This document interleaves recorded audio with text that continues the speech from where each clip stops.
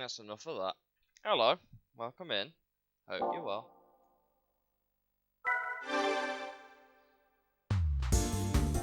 Oh, so we're gonna pick up where we left off last time.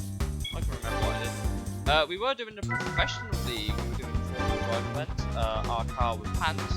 I say that like it's a bad thing. It's not. My car's not pants. It's just about enough competitive, which I don't know how to feel.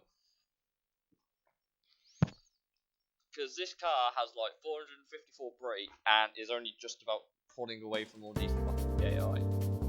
So we've got 10 laps of Laguna Seca. If you're wondering what the car in 5th place is with my massive dog into the way, it is the Audi S4. Okay, we'll do some qualifying. See who are real.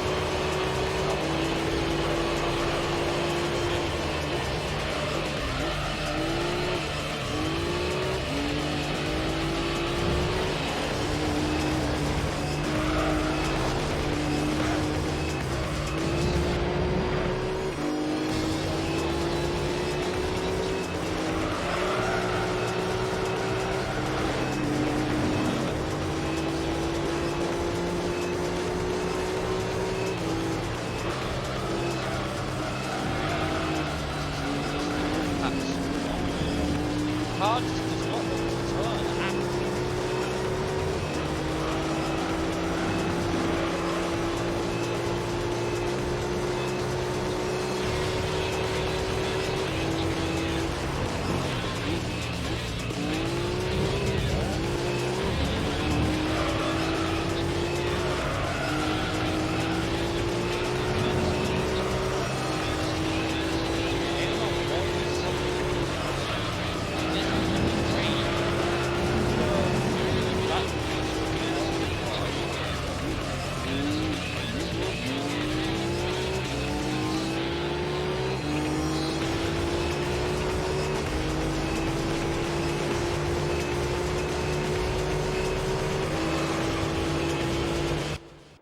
Actually,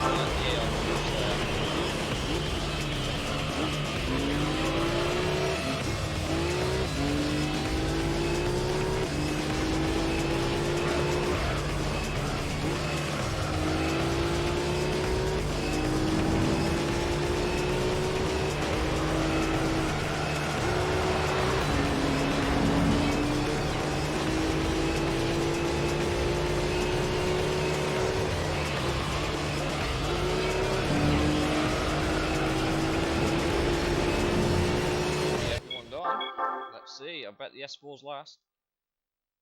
Wow, okay, I stand corrected. The S4's actually apparently pretty quick. Okay, so it's the Evo 6, it's struggling.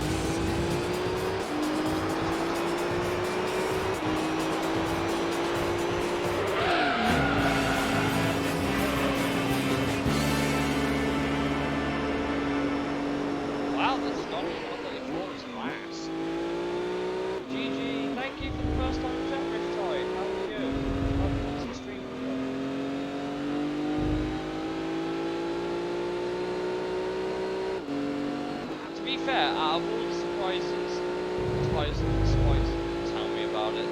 I'm surprised. I've got just the right tyres then. I think it's driving me a bit different. It will probably be more before lap 10, like completely. The biggest surprise for me was the S4. The S4 was the biggest surprise for me. I legitimately thought that car was going to be at the back, but no, it's proved me wrong. It's going to be all the Japanese cars. So, fair play to it. It's not my last lap.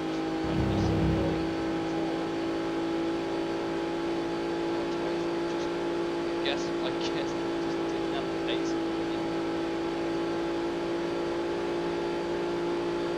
The Evo 6 held it.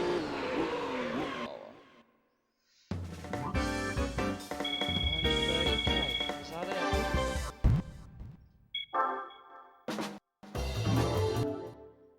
Right, so we've got one more race in this championship left to do, which will be the 4-wheel drive challenge of Professional League at Special Series 5 Reverse. Volume my mic. Is that better? I'm trying not to peak the audio because my mic is like right here. I'm eventually going to figure out a audio room at some point, I promise.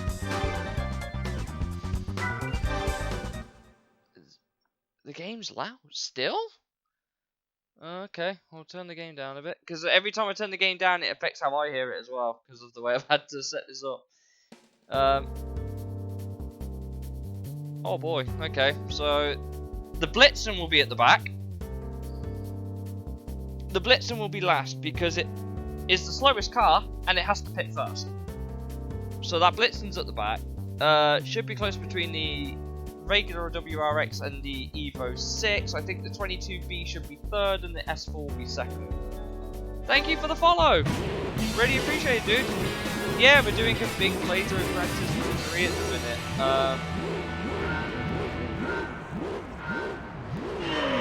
It's part 8. We haven't done. I say I haven't done 2. Part 7 is pretty short. I won't lie because it's quite a quiet stream. Just giving the Evo 6 a push. But I'm playing this on original hardware as well. No emulation required. Oh god. Dive down the inside. Impress is leading. Against the odds, the Impress is leading right now. I'm not going to stay there.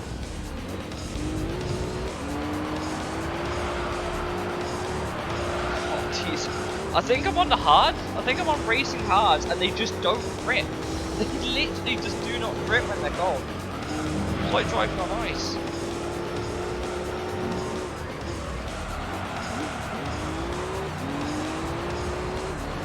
PS2 master. Oh no, right. Like, I think the PS2 has one of the greatest console libraries. Even if some of them are for the worst. Looking at you, Phoenix games. But it also had bops like this. Oh.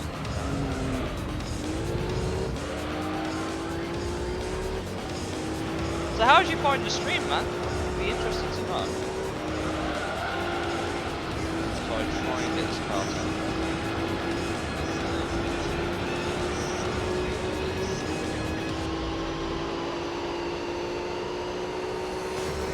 Oh man, okay.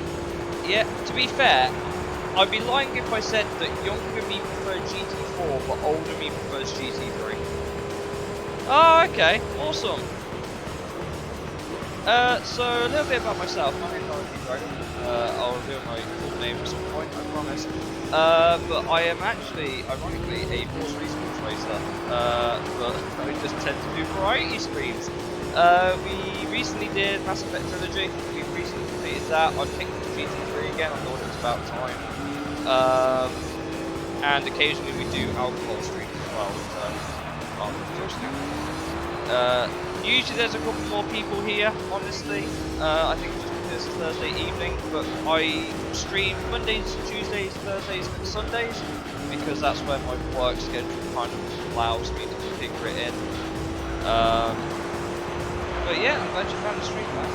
Hopefully at some point you find me entertaining. I try to be entertaining. I just tend to do better when there's someone in the chat. I'm completely honest, I tend to do better with people in the chat. So the fronts have warmed up rather nicely. I'm trying to wear them out by minimising the steering. This car just but for a little bit about like Gran Turismo history. Yeah, man, I look forward to it as well. It'll be great to have you here. Like I said, I tend to do a bit of everything. It just so happens I'm in the middle of GT3 at the minute. I think I started this playthrough for a joke. I think the first five or 5 parts of the series were just going for the golds on all the licenses. Which was interesting. We did get all the golds eventually. Some were easier than others. I've been hoping at some point to more drive on tarmac doing no. It's genuinely not. It's genuinely not. The thing is the fact that this is on such a hard compounding tyre as well. Because this car kind of needs to go the whole 10 laps without pitting, there's no thing to worry about. Because this car has to go the full 10 laps without pitting, I put it on some very hard tyres because it has absolutely no grip. That being said, I think this is running about 450 odd horsepower because of the rally event, and it's the only competitive car I had. Now, funnily enough, when it comes to playing these sort of games, especially the old Gran Turismo, I don't particularly like upgrading cars to be in a certain like region. With Gran Turismo 3 gives you no choice. Sure, I could have picked a roof. I could have picked a roof BTR. I could have even picked some of the other rally cars, but for the sake of just not wanting to have an L on my win record so far, I played it safe and kind of gone a bit overboard with how I think the car should go. But of course, I'm going to hopefully get some duplicate prize cars. Duplicate prize cars throughout the series as you go on. We still haven't got the F1, although we have a couple of endurance races, and we haven't won it. Which is how I managed to buy a couple of cars that were in the slightly more expensive department. So I ended up getting that damn tick with V8 quite often. I got that ticked with V8 Aussie supercar for the Falcon XR8. I got that a few times and I just kept selling it.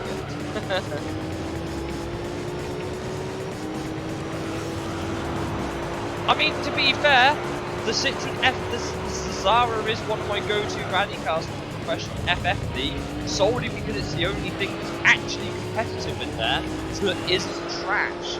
Like, the FF rally car, you just put some really hard tyres on it and away you go. Or, you put some softer tyres on it, hit in the middle of the race, and then don't worry about your tyres. There's 2 ways of doing it, because that's fucking smooth Civic, which you get as a prize that is the biggest issue. The best car for that championship is the prize you have to win it in, which makes it just so much worse.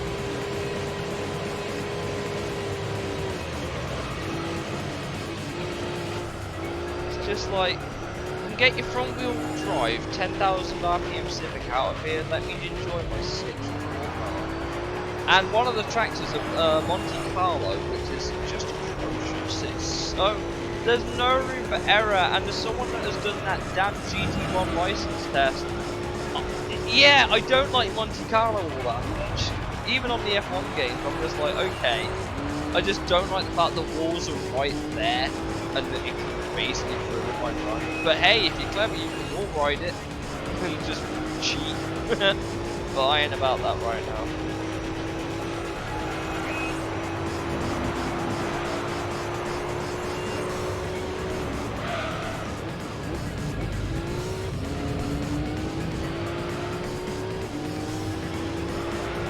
Yes, I remember that, and you had to like, don't get me wrong, I think was it Gran Turismo 5 and you had that damn pickup truck race, and you had to extend the gears on one of the trucks just to win a Daytona, I think it was. That was a pain. All you had to do was tune the truck up and then extend the gears just so they couldn't catch you by slipstreaming, to stay at a slightly higher speed than they could achieve. But I do remember that Silverado. It wasn't terrible. I mean, you just got the I used the Ford Lightning, and just put some weight on it, and a small power upgrade. That was it. Good to go, honestly.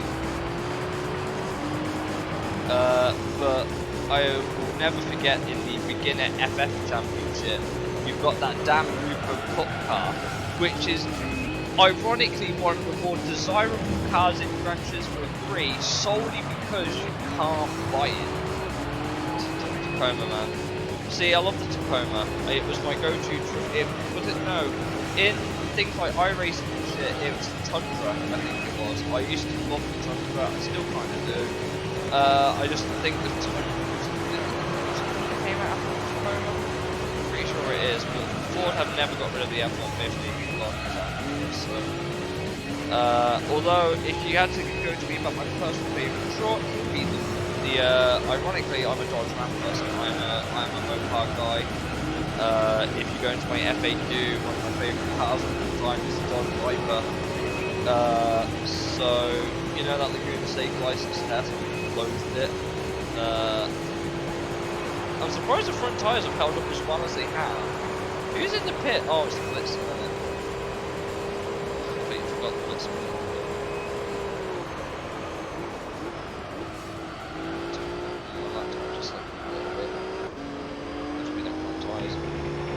Will they last the full 10 laps? Hopefully, with a bit of luck.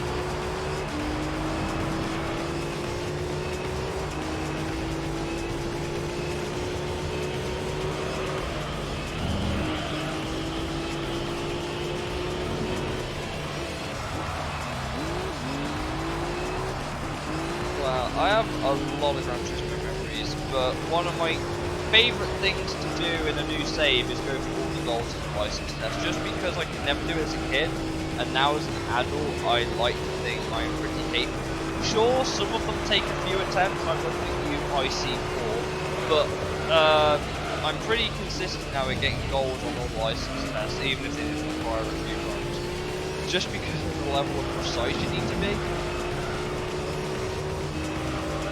To be fair, for the S10, like I usually, as you can see in the menu, I run AT usually, but the only time I ever ran an MT in this game was for S10. It's the only time I ever ran MT. It's just because I don't like using the R2 button to shift. I'd rather have the R2 pressure buttons, so I don't really have a choice in this. That's how it works.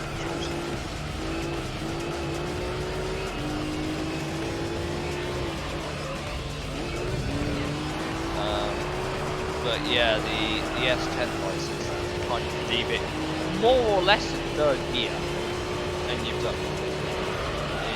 It's surprisingly effective.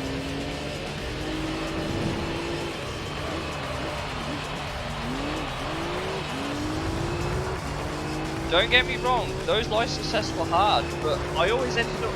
Do which one I always got an easy gold on? Gran Turismo 1 on A9, not IA9, but A9. The special techniques where you have to drive 5 laps in the square on the Grand Valley, I think it was. That was so easy. Like, you could beat the goal time consistently by a good 3 or 4 seconds. It's like, Polyphony, what the hell happened here? Why are the rest so hard and this one's just easy as pie? It just makes no sense to me. Although, here's a fun fact for you that you might not. The Viper GTSR used to be the IA prize car before they changed it to the 400R, which is interesting to me because the Nismo 400R wasn't originally a prize car, I don't think. If I remember right, the prize car for the National B license in really early build was the TRD 3000 GT. And then the International A license, I think, was the... Then I think it was the 400. I don't know what it was, because they never managed to do it, because I don't think they finished the license tests. I'll deal with this last lap without a hit. And so the National B was the TRD 3000 GT for the National B, which is a good car. Like, don't get me wrong, it's a bit heavy, but all supers are. And the IA was the Viper GTSR, which again, perfectly fine cars. but the National A license, I don't think they finished it. Because A1, do you remember that? A1 I think it is, the one with the Supra, and you start on like just before the final corner of Deep Forest, and you have to go through turn 1. The target time for that, to get a gold in there, was a 31.8, and the best I could ever manage was a 32.2. So, I don't know where they were getting the core temps from, but hey, they made that one a bit easier. No steering on this car. I'm not even doing 60 mile an hour around this corner. Front right is just completely. The front left is about to be. I am about to be straight lining every corner. This car wants but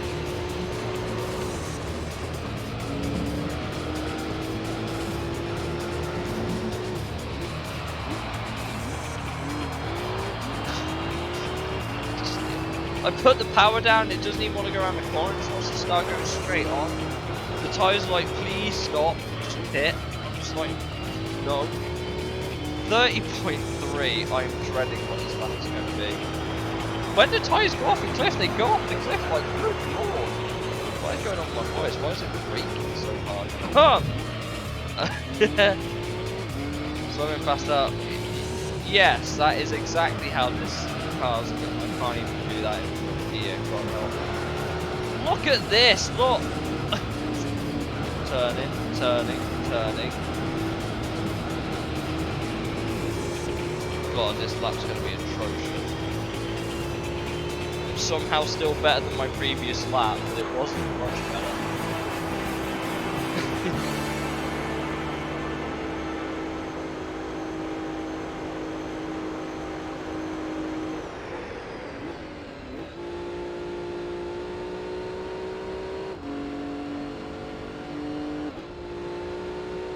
So yeah, my guess was pretty much right, wasn't it? When I it literally is. I told you, S4 second, 22B third. It'll be close between the Impreza and the Evo, which it kind of was, and then the Blitzen was last. I knew it. Give me my prize money.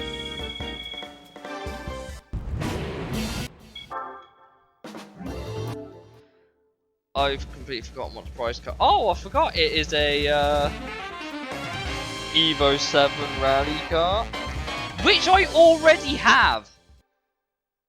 Because do you know what else that is the prize car for? Do you know what else that is the prize car for? If I remember right, it's the prize car for getting all golds on the rally license.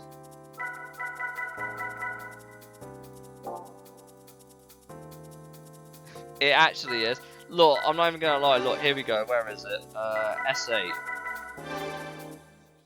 What was it? 27.8 for the target time around here? I don't even remember how much I beat it by. So it was 27.8 target. What was my record? 27.0. And I did it in about 3 tries.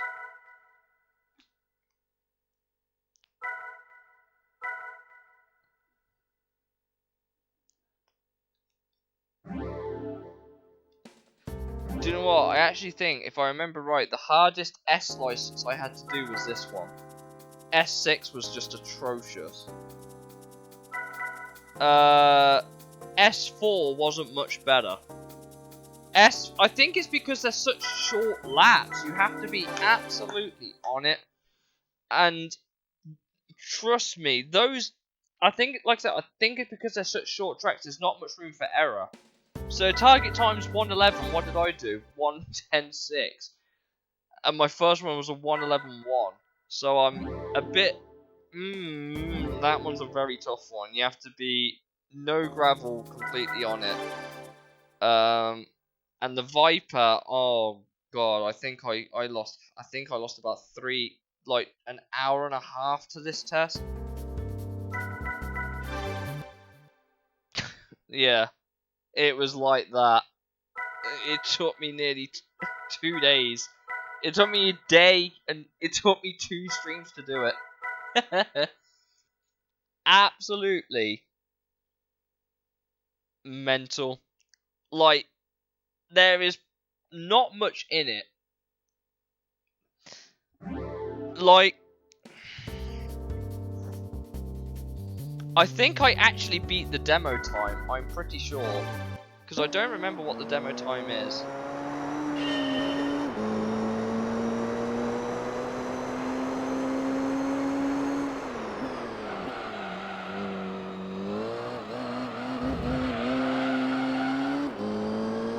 But one thing I do remember about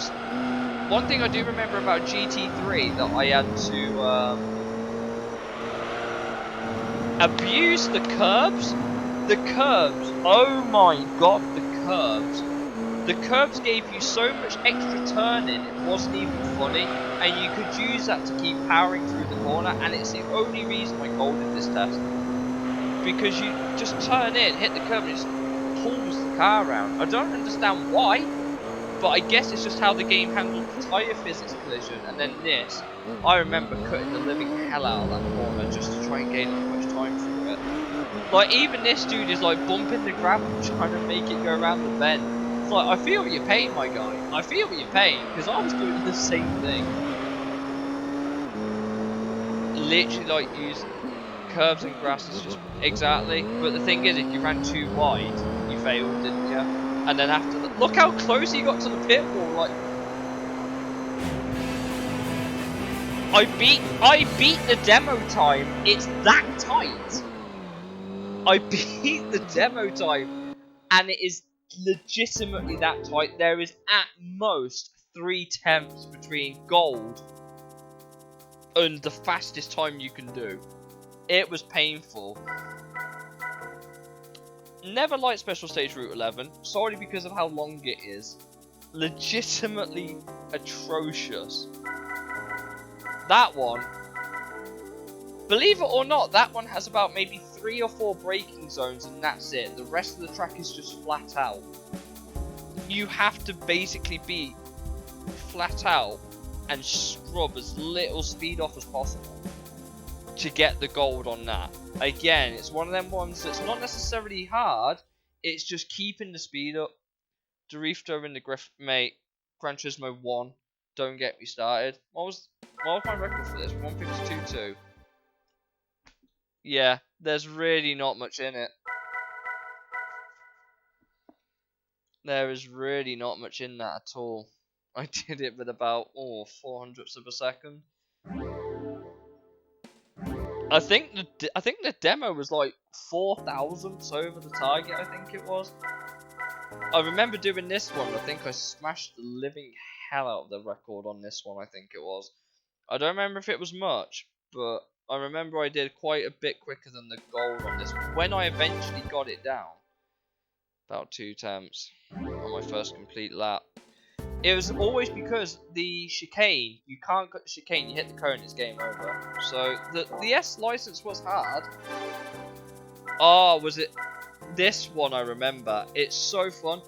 Fun fact about this test actually, because there's 2 bits of track in the same two, like, did you know? You might not remember this, so I'll show you a cool tidbit. But the finishing line for A4, you can see in, yes it is. I'm just gonna run this for the sake of running it. Right, I'm not gonna go for gold. So you start here, but after you go around the last corner, you can see the start line for, IA1. And if you drive backwards at IA1, you can see the finish line for IA4.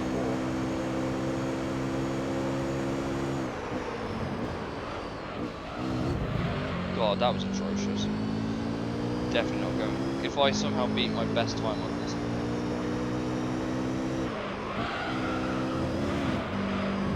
definitely not beating goal.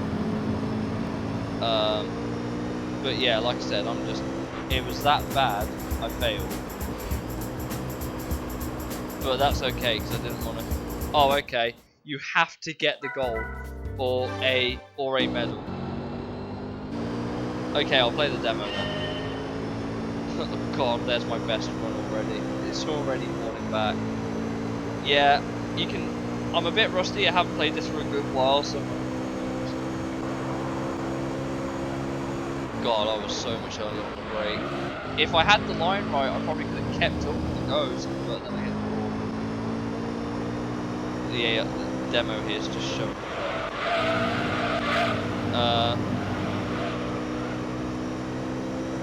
Yeah, that's how you should do it.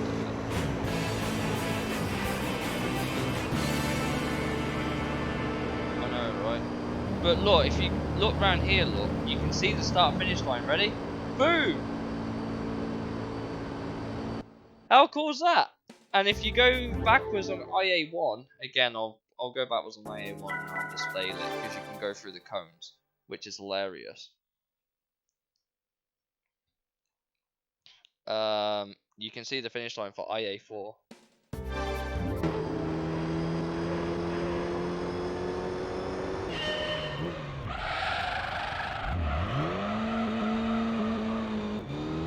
World's fastest U-turn.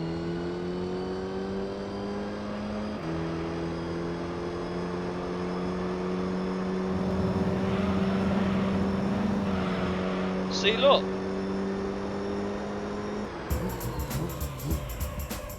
You can see the finish line for IA4. Only track you can do that on. That is the only way you can see that. And there's no other test in the whole game. Yeah. There's literally nothing else in the game where you can do that. And trust me, I've tried. Because I tried it here. And it doesn't work here either. Like, that is a legitimate fact. It doesn't work here either.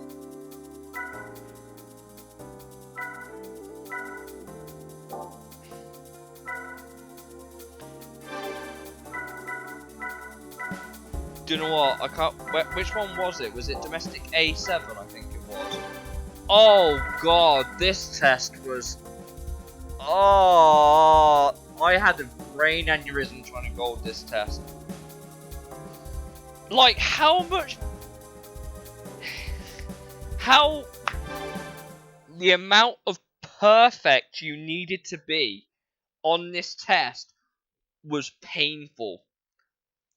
Like, I don't think I even beat the goal by that much. Look! Look at these times! What was I meant to do? Can you imagine getting...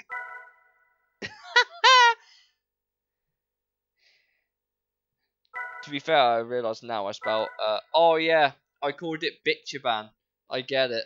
Because I hated it that much. I just called it Bitchaban. Ichiban in Japanese means number one. If you add a B, it becomes Bitchiban. Although you take the T out of Ichiban. There you go. Fun fact for you there as well. Oh god, it was lit one fucking corner.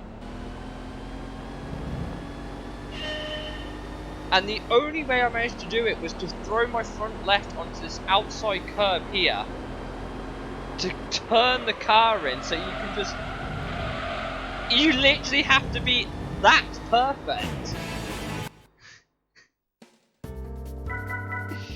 And the fact that I only did it by 0.006 of a second. I remember when I did it. There's this, I can't remember which. I think it might be part 2 or part 3. But you should have seen my reaction when I legitimately completed this. It was the best thing you will ever see. Like, that is wholesome moment levels, yo. But now I don't have to worry about that anymore. That being said, so look, where did I... oh no, it isn't the rally car license prize, because it's the Pretzel rally car, because that's how I had it. But I do have this Evo here, which I've already used. The fact they made it a license test says a lot, and I've got another one here. What am I meant to do? Like, I have this car already. I would sell it, but I don't remember where I won this one. I legitimately can't remember where I won it. Oh yeah, here's your favourite. Here's your favourite boyo, which I have used for the FF Championship specifically.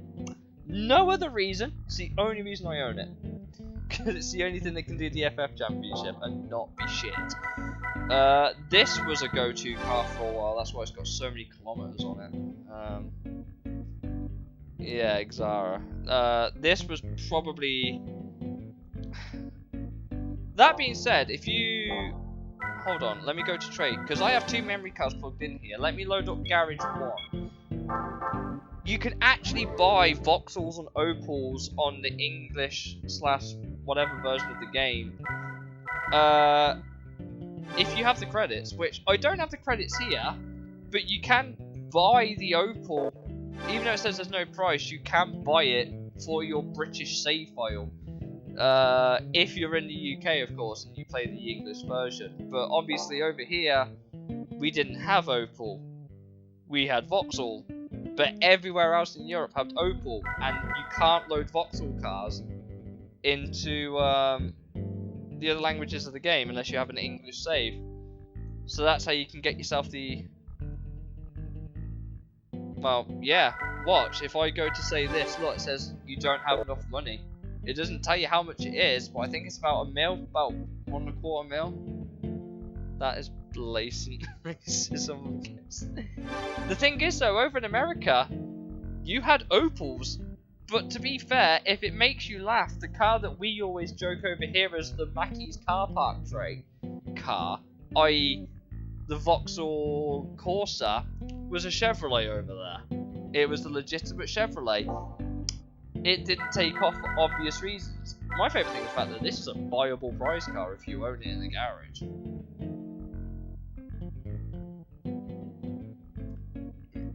Why do that bloody, what was it, the GT World Championship Professional over and over and over again till you get it, when you can just buy it off another save? But if you're wondering, oh look, by the way, you can buy the F1 car if you have the money. It wasn't even the Cobalt or Cavalier. Let me pull it up. I forgot what it was called. Let me pull it up. Yeah, it wasn't the Cavalier.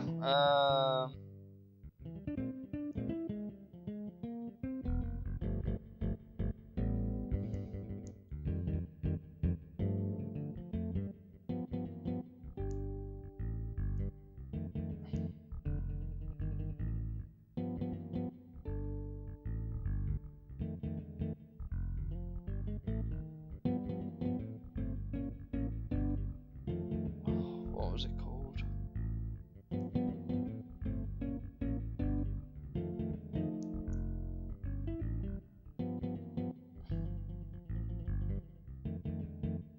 Yeah, it was legitimately called the Chevrolet Corsa. And it looked like that. You had it in America.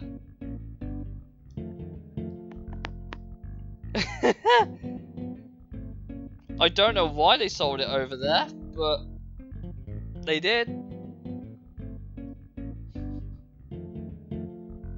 You can you can blame General Motors for that one.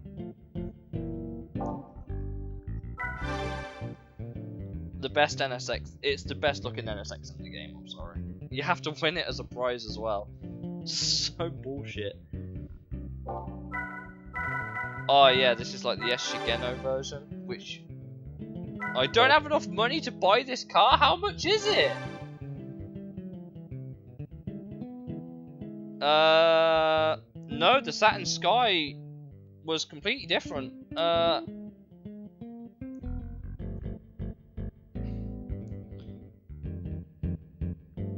Saturn Sky. Yeah, okay, yeah, I can see what you mean, but it was kind of like a reshaped. Actually, no, the Saturn Sky was called the Opel GT. And they had 2 generations of it. The GT you're thinking of was the 2007 to 2010 model. Let me double check what the VX220 was. Opel Speedster.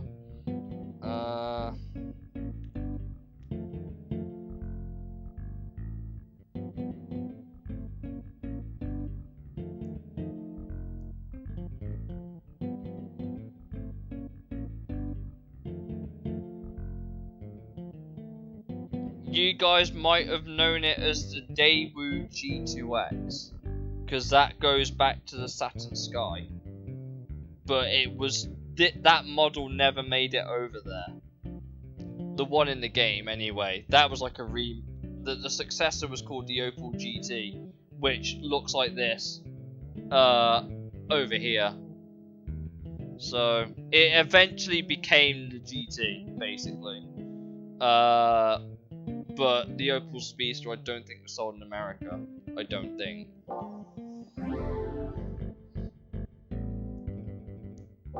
Not that Daewoo's in the game.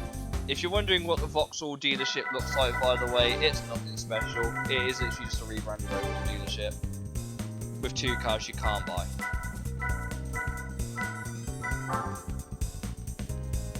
And it looks like this. All they've done is replace the Opel badging with Vauxhall. In fact, the Opel cars look better than the Vauxhall ones, actually, which is upsetting, but I'm not surprised.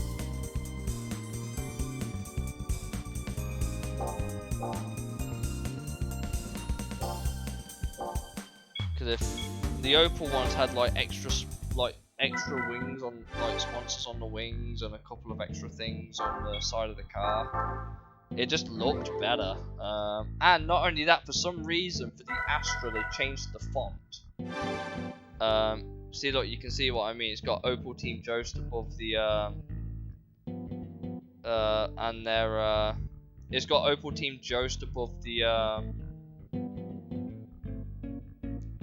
the number board, and it also says Opel of something on the front windscreen. It's actually more akin to the actual car. I also like the fact it was spelt wrong. Oh, you can't see it because of my it's spelt wrong.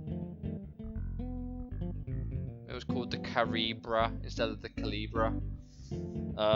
Also, the Astra also has lowercase font here in this one. This one has lowercase font for the word Astra, but if you go to Vauxhall, and go to the same car,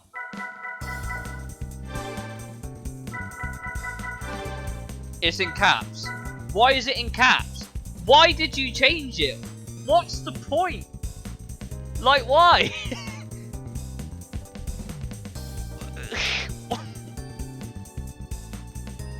I can't.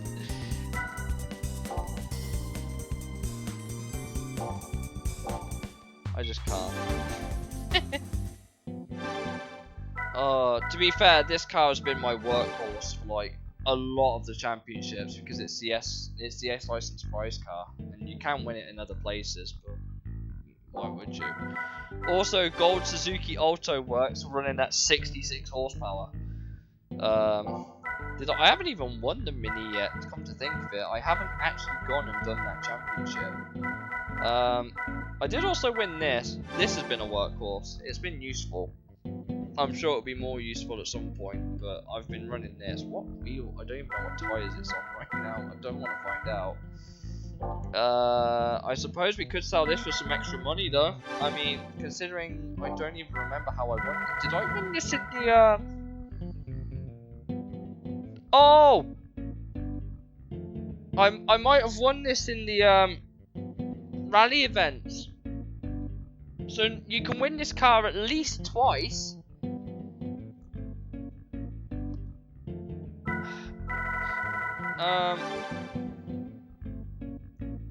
Let's give this an oil change and see if it makes any more horsepower.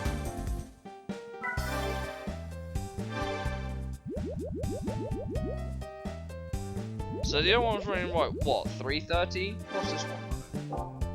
That's not what I meant, game. What's this one? Oh! It's got 3 more horsepower! No, it doesn't! It's got exactly the same. So yes, the prize cars were always like... Believe it or not, the prize cars did have some value in that. If they weren't a special colour, they also had extra horsepower. So, let me show you. This is the Sprinter I won from the Sunday Cup. It runs 127 brake by default, but the base that you can buy in the dealership only runs 123. So you get some extra horsepower, and it was the same with the Auto Works. It came with 63 horsepower instead of 61. I know, such a giddy change. Giddying heights of change. This is also an exclusive colour that you can't buy it in. Also comes with some extra horsepower. Same with the Camaro SS, comes with some extra horsepower.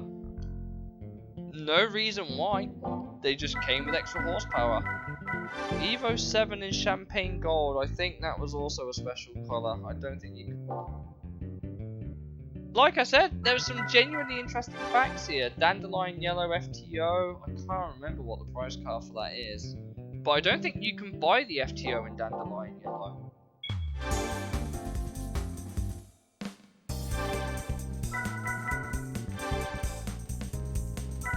No, you can't. You got Scotia White, Passion Red, or Pyrenees Black, but you can't get it in Dandelion Yellow. Which, let's be honest, everyone's favourite meme car is this. If you know, you know, but GT2000. You can buy the meme car if you're so inclined. Not me, as much as I would love to, because I've already got the most desirable Mitsubishis in the game, which are probably these two, because you can't buy them.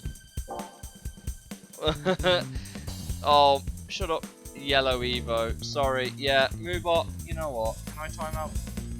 Can I time out? Oh my god, I can time out Moobot. Sorry, mate. I've timed out Moobot. You're welcome. But yes, Yellow Evo. Most desirable Nissan in the game is that one, although in Gran Turismo 1 it was definitely that one. This was a... I know. They're suppressing the memes, how dare they? So the Nismo GTR LM, this was like the most desirable car in Gran Turismo 1. This is the worst. Do you know what? You're not the first person to fall foul of Moobot. This was the most desirable car in GT1, and it was like the worst one to obtain because you had a 50% chance of obtaining it, and it was in the special stage Route 11 all-night endurance race in reverse. I think it was.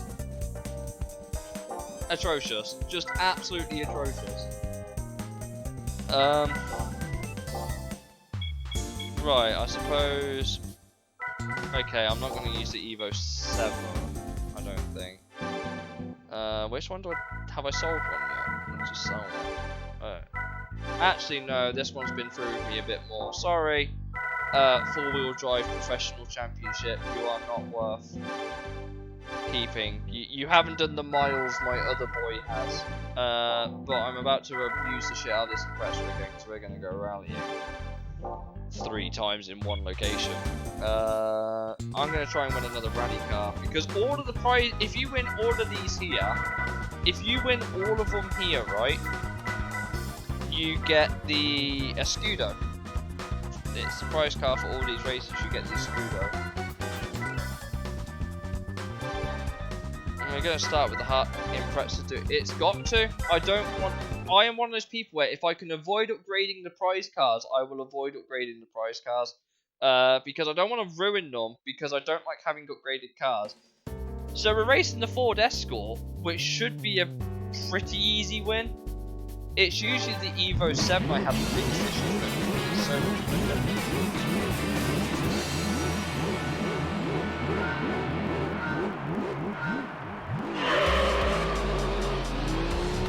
okay, Cancun, calm down. Jesus.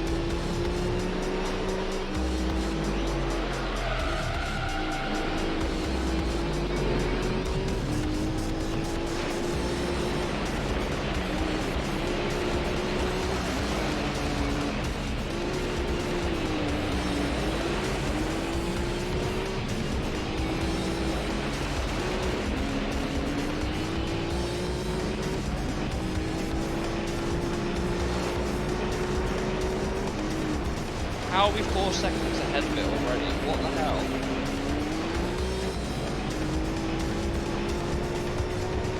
This is meant to be the hardest race as well, because the AI get quicker, as well as have more laps in these races. Oh! I was not ready.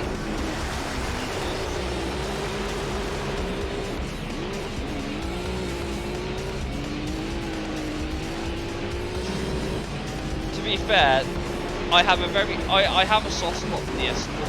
Specifically the, what was it, the 1991 Escort, was it, that had 7 gears in a rally car? Who needs 7 gears? You're barely doing 100 mile an hour. You're doing like at most 80.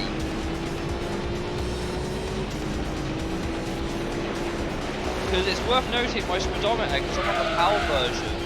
By the way, fun fact, the American version is the only one where you can have miles an hour as a speedo. I can't change it to kilometers. But I can give you a rough conversion that every 100 kilometers an hour is 62 miles. So if we're doing 200 kilometers, we're doing 124 miles an hour. I'm barely reaching fucking 80.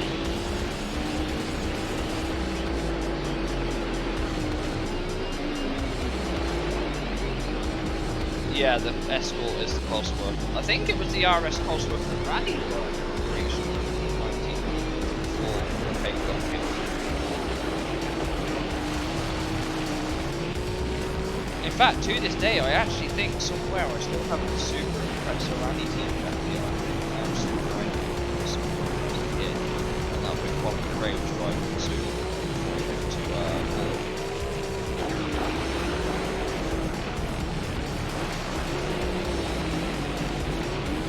Okay, he's now caught up to me. What the hell? Like, Ford are like, okay, you are Kangaroo wants his, like, dignity back after being humiliated in a war.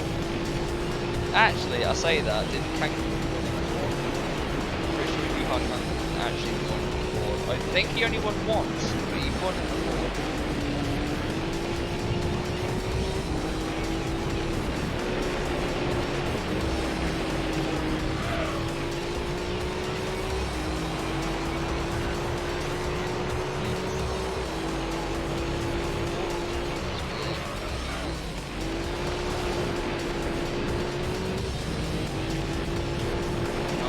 Mindful of where that Cosworth is.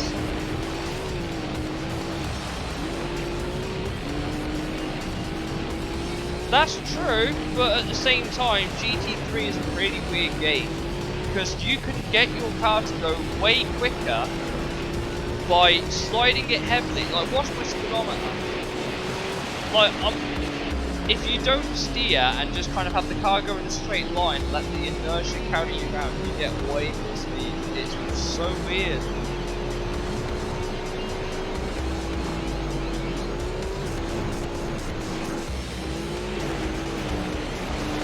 Not even the AI's doing it. Don't have a go at me for that. Even the AI, he span it. He's gone and span the car.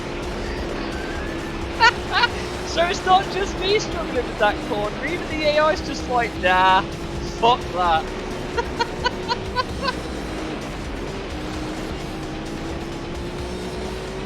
I just saw him in the background just spit out, this guy's done. He's done rubber banding, you piece of shit.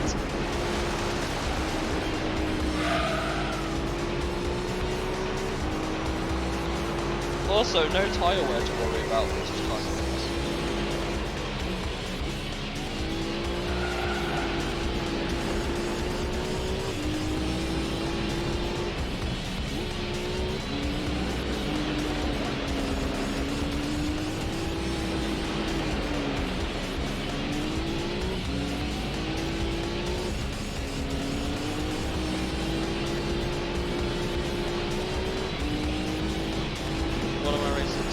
I got perpendicular to the road face first and sat there lapping 3 times. I love that.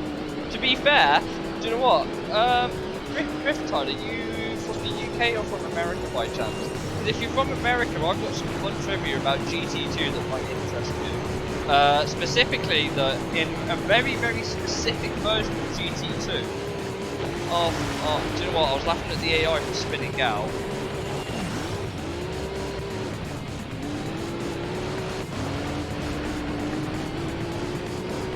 You're from America. So if you own the version 1.0 release of Gran Turismo 2, you'll find it's quite hard to find.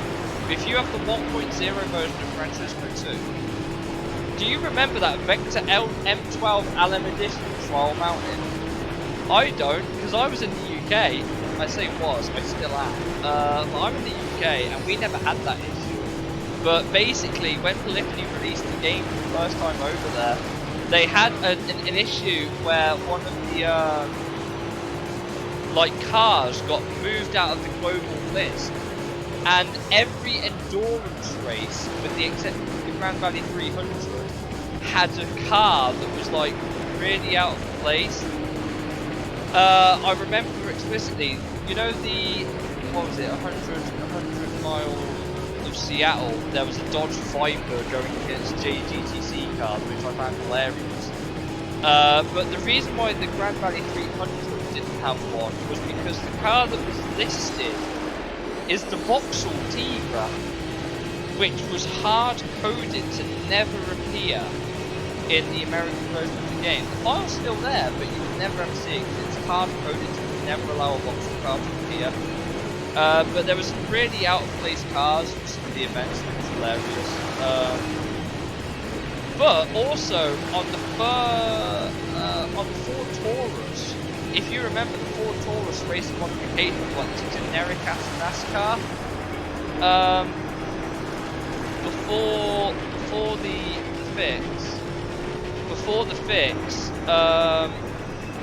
the fix of the 1.1, they had Martin's Ford Taurus NASCAR as racing mod, and you can still get it. And the car wash was mistakenly written as 5,000 credits instead of 5 credits, even though in practice it still only costs 5 credits. So there's some more interesting fun facts for you.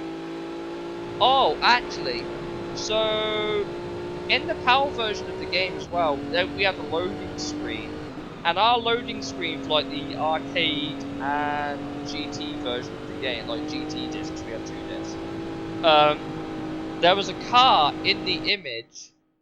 There was a car in the image that never appeared in the game, and it was the Winfield Evo, and Kazunori Yamauchi owned it. And it's in the game, but you can't access it. I want to see how many times this idiot span out. He span out on the last lap as well. Look at this guy revving. Look at you and your perfect revs. Bumps me, of course he did.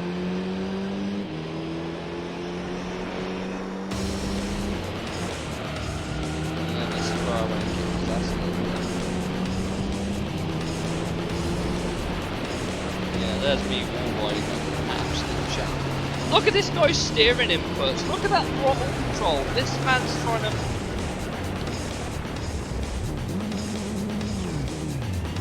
Yeah, okay. So that's how we ended up 4.5 seconds behind me the first time around. He just span out. What gives? Why?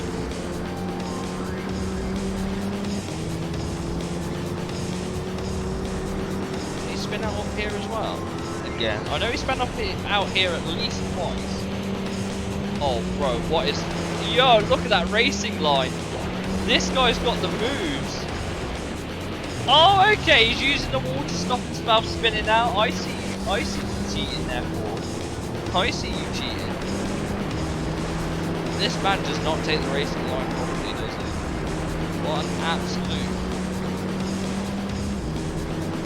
This guy is like using the wall to stop spinning out, like, go away.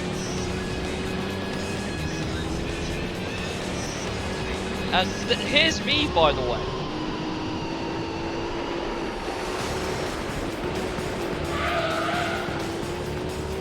There's me, and then here's the AI.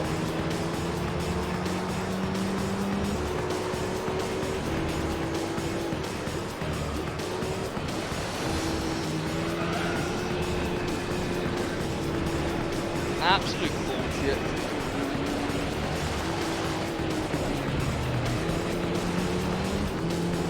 Oh, this dude's just wall banging the sides to keep up. It's like, go away, you cheat.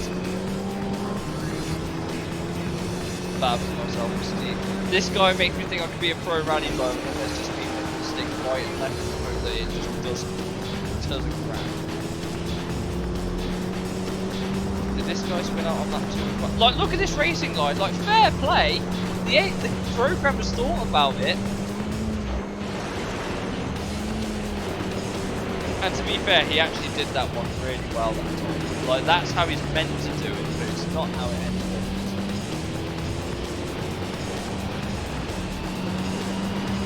Basically on my ass like the whole time. And then this guy would just start wall banging the side. Absolute jabber. Stop cheating.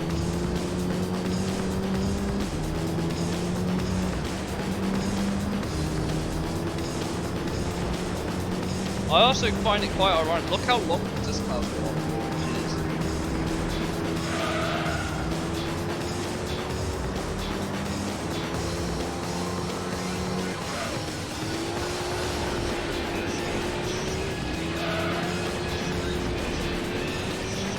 Getting so many emails of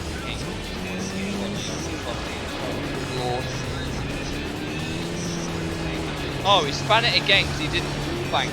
Oh, I'm sorry. My racing line too good for you? Can you not just drive on normal view? This AI, these AI are cheating, and I have a problem with that. I'm not gonna lie. Like, I have a legitimate problem with how this AI is driving.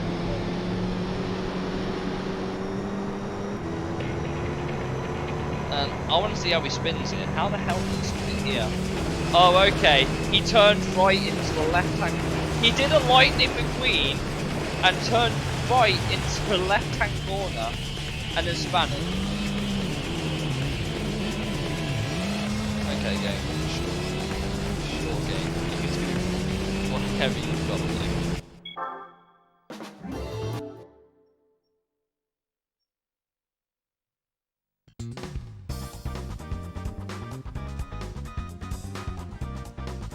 Right, time for the, what was it, 4 lap, 3 lap, 2 lap? It's 3 lap. Let me just quickly reply to this email as well, quickly. And then we'll get started. What are we against? The Escort again, 3 lap.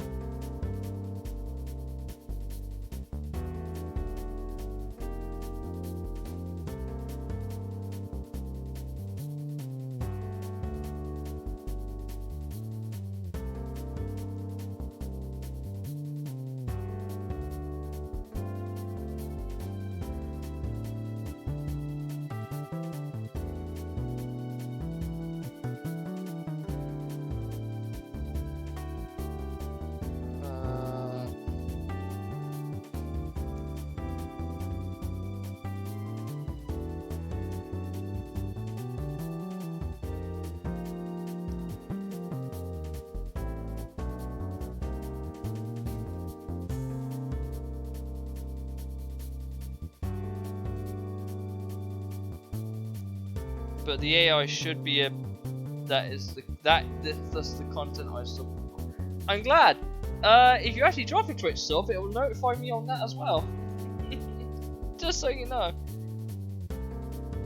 Oh boy, do I have message requests? No. Oh god, I've just got so much stuff going on. Like, why? It's just like, why? I've got people pinging me everywhere. Stop.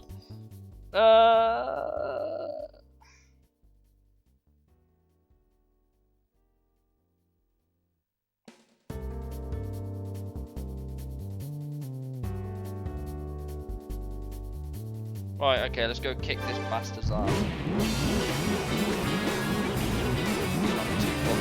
Mate.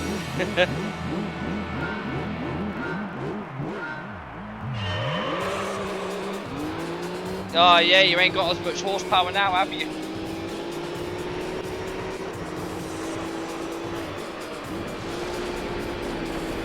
Maybe he'll actually drive properly as well.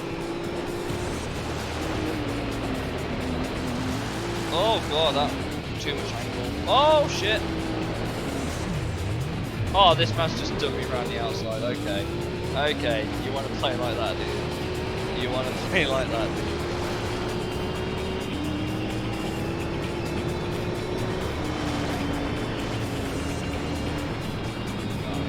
I was going to try and pit maneuver this one. You can't even pit maneuver, you just bolt off.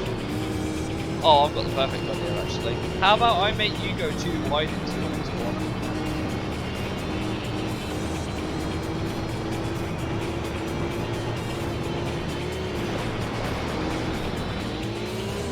No, I think that helps him actually.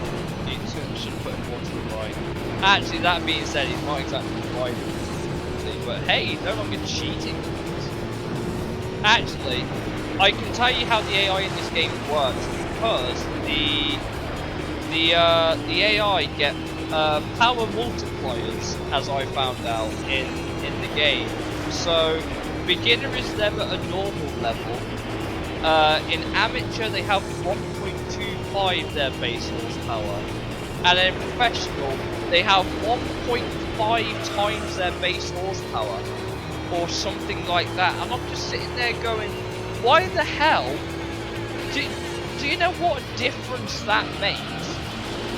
Do you know what difference 1.5 times horsepower makes when you're against shit like the R390 and the 787B?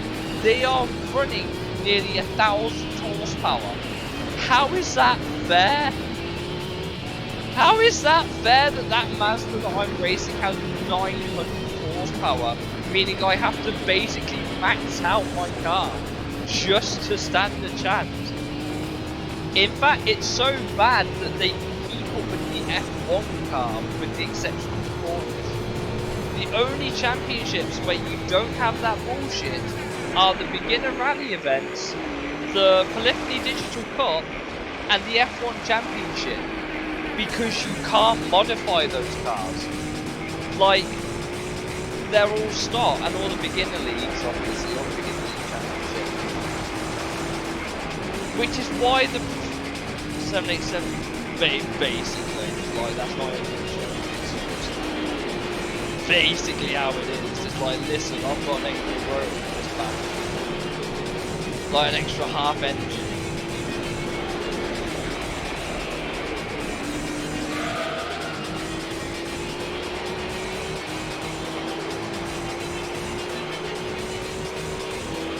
I actually don't remember what the most car this is.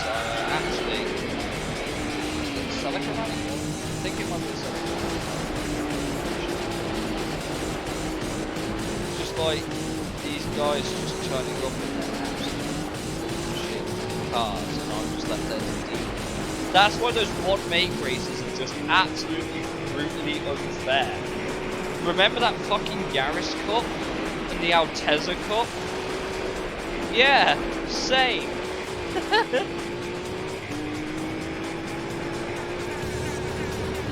think that at some point I have to do a playthrough of a 10-round championship that's probably going to take the whole stream. PTSD. Actually, you guys over there didn't call it the Yaris, did you? You called it the Toyota Vitz.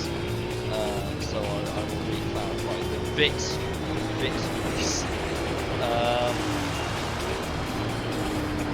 That being said, actually, come to think of it, you guys over there had a couple of cars that were name changed over there compared to here.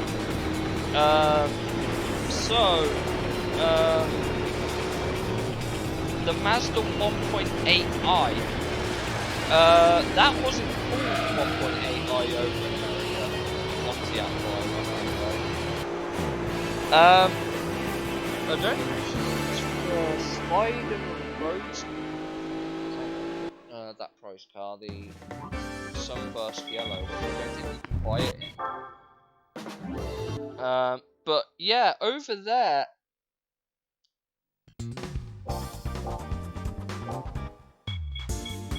Like, you might recognise the model when I show you it. It wasn't this one, I think it was this one. This one over here wasn't called the 1.8i over there, it was called the Toyota LS. I don't know why it was called the LS. It didn't have a Chevy engine in it last time I checked, but what do I know? What do I know? But over here it was called the 1.8i because it had a 1.8 litre engine.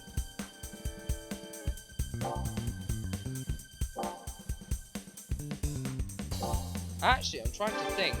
Is the price car from the National B? Can you buy it? No, you can't. So the prize car for the National B license actually has a special colour on it as well. LS swap from the factory. Yeah, didn't go any quicker when I did it. Because over here you can get the MX, you can get the LS in Mariner Blue, which you can't buy it. You can't buy it in Mariner Blue, and it comes with a couple extra horsepower for good measure. God, I remember this. Absolute brick of a car. Never went anywhere. And this car was deceptively slow. Like, this car was... You thought it was good, but it would just about beat, I don't know, the BMW. Just about, maybe.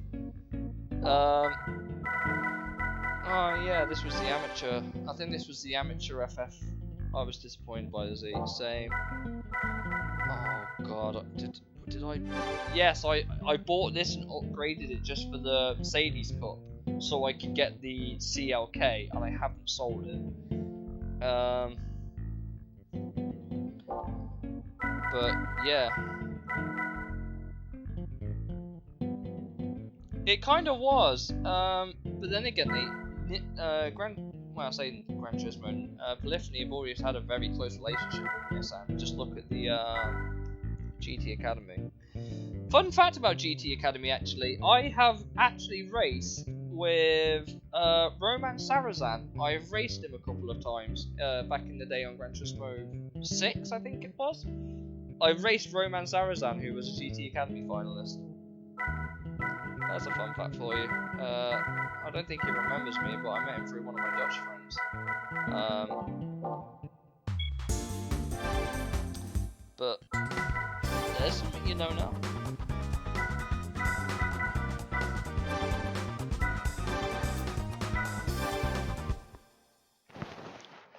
What else? Oh yeah, I beat Scott Speed in an IndyCar race on iRacing once. I mean, I know it's Scott Speed. Not Scott Speed. Scott Sharp. Not Scott Speed. Scott Sharp. I raced him in an IndyCar race. I managed to beat him because I think he got wrecked. I actually have a clip from my iRacing stream somewhere on my channel still, and I just had like the world's luckiest survival ever, and it made it into a couple of fail race videos for them as well. I've been following fail races from just wasn't quite but I managed to beat Scott Sharp in a IndyCar race. Like I said, I think he got wrecked, but he wasn't Scott Shake, thank you. To be fair, right, I want to ask, I know, if you're into Gran Turismo, then you might need to ask, I thought I'd ask, how do you feel about Logan Sargent to F1 if he gets his license from Williams? Because apparently, like, America is having F1 really taking off. Like, they've got 3 races now, one in Las Vegas next year, they've got Miami, which is okay, I guess. And then you've got the US GP at COTA, which used to be Indianapolis. But it's now at COTA. How do you feel about the F1 over there? Because from a European perspective, having Liberty Media take over means that we can finally get like driver transfers and frequency for the F1 games. You never had that when Eccleston was in charge. But obviously they've commercialised it so much. I actually can't believe F1 are going, we're going to add an actual permanent circuit, and I actually know it from a game from before it came to F1, and that is the Sale. The Sale, the Qatar Grand Prix, is happening next year at the Sale, which is a track I am very familiar with, thanks to MotoGP.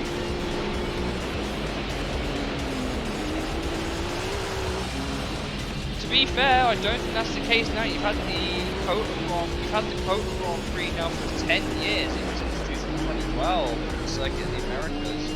Then you've got the Street Race of Miami with its notorious fake arena that it had on the side outside the Harlem Stadium. And now you've got Las Vegas, which wanted to do Vegas, but it was already sold out. I also heard that the price was extortionate, like holy shit. I heard something like a hotel for like the race weekend and like tickets and shit for like $300,000. I was like, bro, why? Why is it that? I know it's Vegas, but I came here to watch an F1 race, not to watch the MGM hotel or whatever. Is it the MGM hotel? I can't remember. Vegas is shit. But then again, watching F1 in this, do you know what? If it makes you laugh, over here in the UK, Silverstone Jackson, their price is like £600 for a day ticket. Which I was just like, no, thanks. Just couldn't imagine paying £600 to go to an F1 gotta make that money back somehow, but hey. Yeah, 600 quid. So for reference, if you want to know how much 600 quid is, 600 quid is what I pay on my rent on my bills here every month. That's what I pay on my bills here every month. I live in a 1-bedroom flat. So it would be my bills. So it's basically like if I saved up and didn't buy food, I could afford, if I bought no food for a month, like absolutely nothing but my bills, I could get there in 2 months. Not happening. Well, the prize car I suppose was a Toyota, it just wasn't a Celica, it was a Corolla. The thing is though, is, like I said, I live in a 1-bedroom flat, it's not particularly large, like half of what you can see on this camera is about, I'd say about half the room. From like, if my camera's kind of sitting just ahead of the back wall, and my back wall over there, which is about an arm's length away, it's not particularly large. My rent is quite cheap in all fairness, but my biggest oof bill is my council tax, which I have to pay my council every month, and that's like £100 a month, I think, something like that. Oh yeah, I have 2 RX-8s, but you know, I got that one from a license. This one I think was from the FR or something stupid like that. What did I buy this for? I don't remember what I bought this for. Mapping out your flat for non-affair. The thing is though, like I said, it's not particularly large. Like if you consider that where I'm sitting, I'm on a sofa. If you imagine that the width of my body is about the other half of my sofa, that is halfway across and that's just one room. I've got my kitchen bedroom over there. It's not large, the bills aren't too expensive, but my council like ripping everyone off. Because I'm a single occupant, I'm on a 25% discount and it's still £100 a month. Just what the fuck? Council sucks, man. I don't even remember what. Not particularly large. I mean, I can show you. Look, that's it. That's the whole flat. That's like the living area. That's it. It goes over there and stops. It's a bit of a boxy mess because I've only moved in about 9-10 months ago and I haven't got around to putting everything away. Intimate. It's a very. I will get rid of all the boxes and I'll have more room, but I've got to get rid of all the boxes first. What tyres is this on? I've completely forgot. Tyre. Racing tyres. Oh, you're on mediums. Okay. You still drive like shit. Great. I would do an endurance race, but I don't trust myself today. The amateur leader. We've not done that yet. Imagine if we win the Lupo. Imagine winning the fucking Lupo. Oh, I remember this. This was bullshit. For one reason, I am pretty positive the C5R is an opponent here. I am pretty sure the C5R here is an opponent. And it's on like sport hard tyres or something stupid like that. What is this horrendous replay?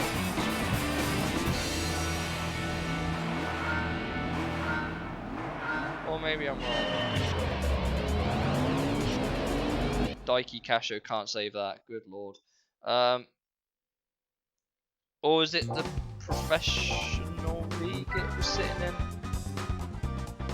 Oh, it's not in the professional. Okay. Blue Dapper. That came out in 1990, by the way. To make you feel old. That came out in 1994. That came out. It's 4 years older than me.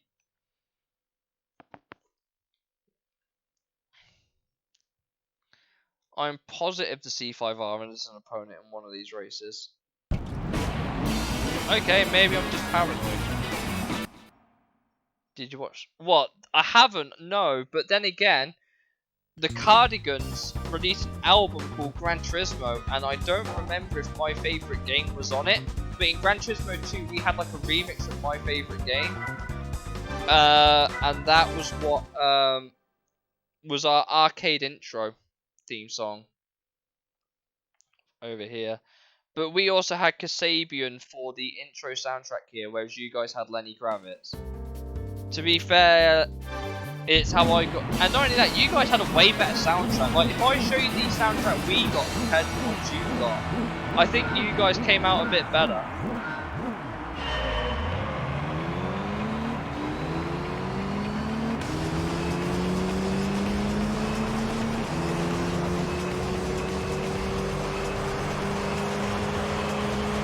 Are you gonna go on? It is actually on my Spotify playlist. It is on my Spotify playlist. Not the Daiki Casho remix one, which is one they used. But it is on my Spotify playlist.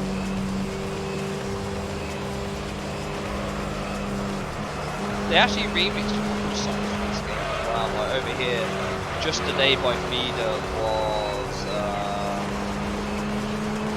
they took out some of the alcohol references because it's literally the second line is on a night of gin. Yeah. To be fair, GT4 soundtrack. Over here we had I Predicted Right by the Kaiser Chiefs, but I think the soundtrack in Gran Turismo 4 was very similar to how it was over here. You had like 777 versus Apple Sky. Or was it versus Master Classic or something like that? Just called Apple Sky, and then you had what was it, like X-Ray Sun, Right by the Kaiser Chiefs, Reason is Treason, the Jackknife Lee remix by Kasabian. That was my jam back in the day. But I also remember that fucking driving mission with the damn 300, not the 300 SL, the SLR with Nürburgring. Oh, that wanted me to kill myself. But I complain about that, right? I complain about that. It has nothing on what Japan had to deal with for their license tests. Like, at all. What was it? S16 was brutal. Like, the Japanese GT4 S16 was horrendous.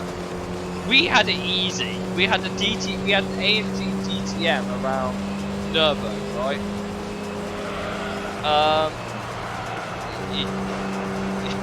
Yeah. So in S16 of the US, UK, or PAL regions, so the NTSC and UK regions, we had the DTM, the 190 DTM at Nürburgring launch, right? Do you know what Japan had for S16 in their license tests? It's still a Mercedes, but it's way worse. Like, it is categorically way worse for S16, and they had a different, I think it was S12, I think it was, that they had was different as well. So S12 and S16, no, they had the Sauber C9 at Nürburgring, and they had to lap the track in like under 6 minutes or something stupid like that. I don't remember the exact details, but they were told, here's the Sauber C9, go set a lap around Nürburgring. in the C9, a goal of like 6 minutes or 6 minutes 30 or something stupid like that.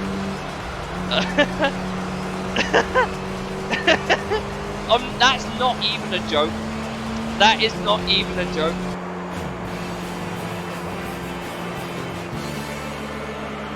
It was cursed.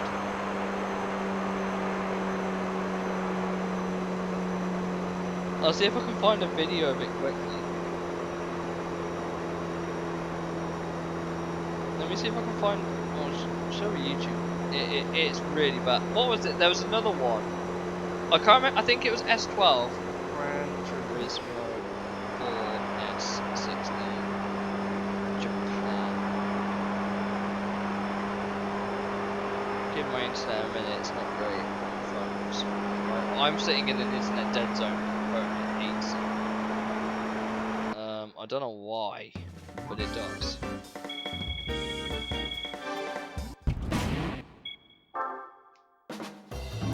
Just load, please. Maybe my YouTube's just having an off day.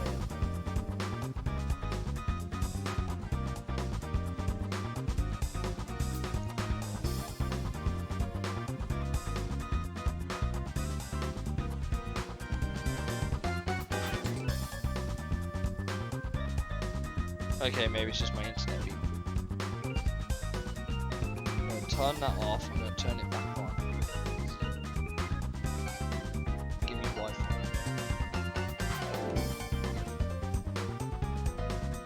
No, I'm gonna play it that way. Hold on. What I'm gonna do. Oh, of course, it's on a gain capture in it.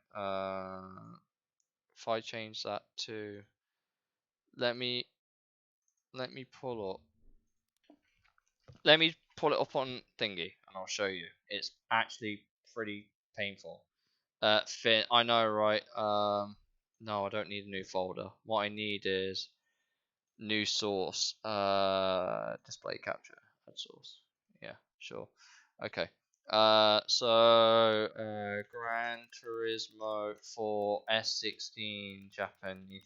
I just searched that and it came. Look, there you go. A guy called GT Rufus did it. Like, there you go.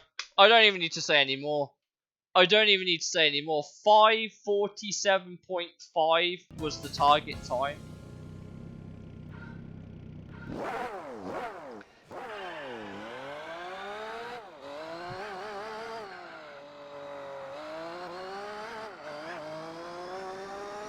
It's just fucking mad. It is insane. I don't understand why you would do this to people.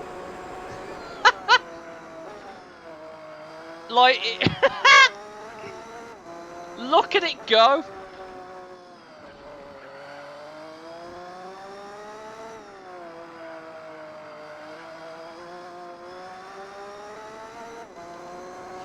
It's 35 seconds and you're already on the run to Flugplatz. I think it was S11 actually. The Japanese version had a different S11. Was it? Yeah, they had the fucking Pescarolo C60 at Opera Paris. We had a Renault Clio V6. They had this.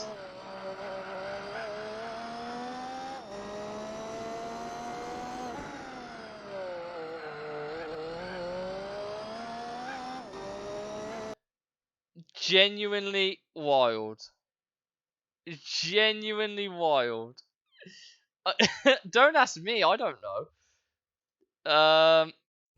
But yeah. I thought that was interesting.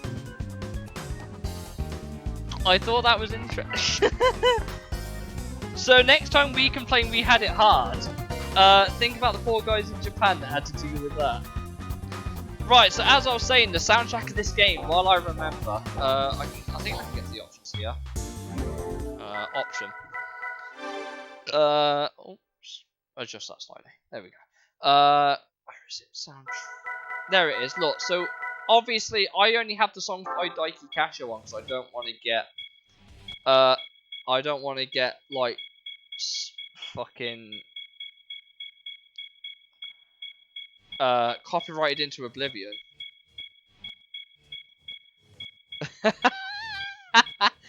But yeah, I'm gonna keep doing this. So we had a couple of songs like Aisha by Def and Vegas. We've got Feeder, which is our main one, and we've got Grand Theft Audio as well. We had a song by Muse before they became a big thing. Overseer as well. The soundtrack was okay, but like, it had nothing on Motley Crue or Judas Priest or Snoop Dogg or Lenny Kravitz. You know, we didn't get that absolute bop of a soundtrack. We just got this.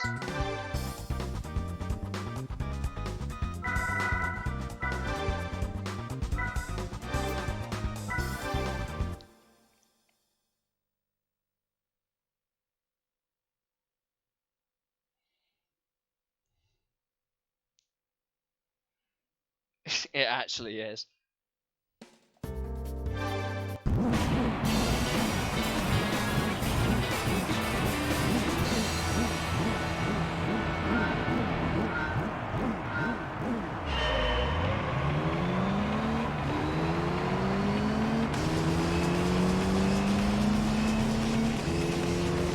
Are you proud of me using the C5R? Well, I don't know how successful the C5R was in America. I know the C6 was relatively popular.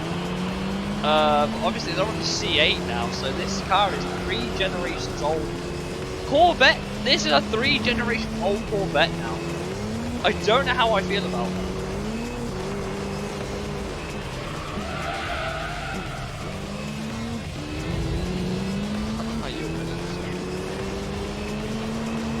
I like the shape of the C5, although I think the road-going C6 is one of my favourite. I didn't really like the C6 race car that much, but the C5 is still a very cool looking Corvette.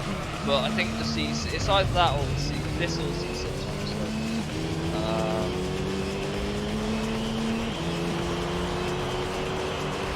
I really wish they gave me more of a V8 though, instead of leaving the Samurai's budget for the rest of it.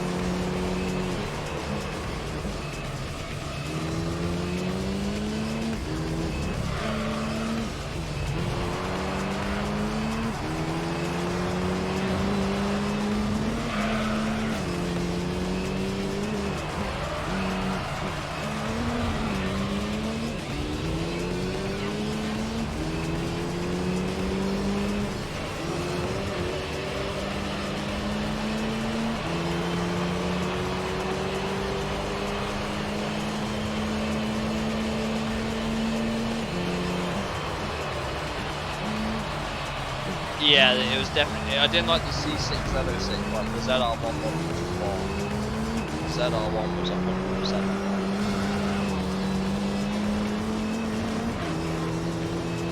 Whoa!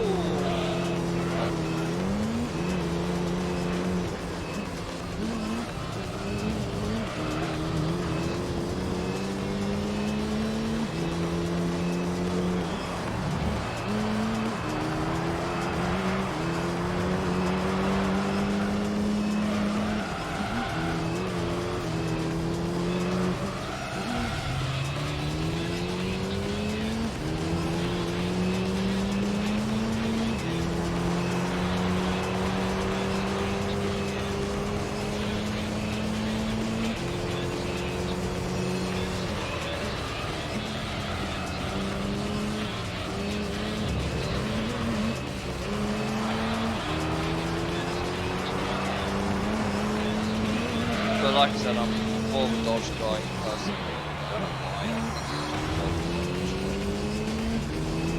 Cool as a Corvette. I've come to appreciate the Corvette though. Last time, banked this.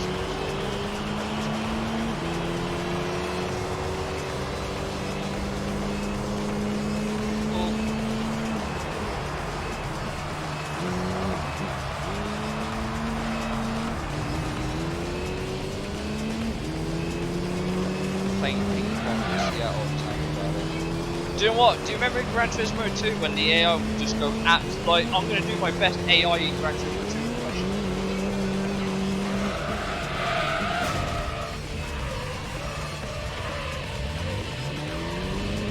They always did. Do you know what? Nah. I found, right, in Gran Turismo 2, you know when they're rubber banding, they don't make as many mistakes, right? But if you're right next to them, they will plow into that wall without question. They're just like, yeah, boy, yeet, right into the wall. It's almost like they don't have the bullshit levels of grip they have when they're rubber banding. And I've seen the rubber banding, like, holy shit, it's bad. Like, you've got...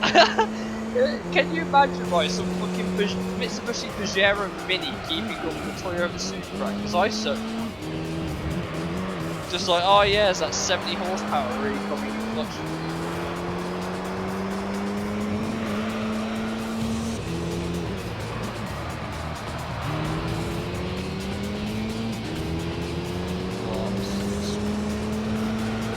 Oh, we did the chicane flat, let's go!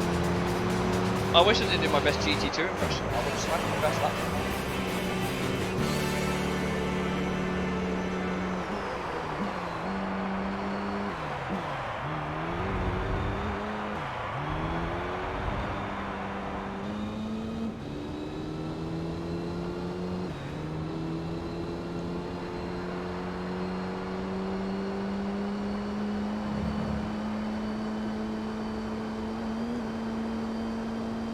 Yeah, but it's lighter, so he comes out.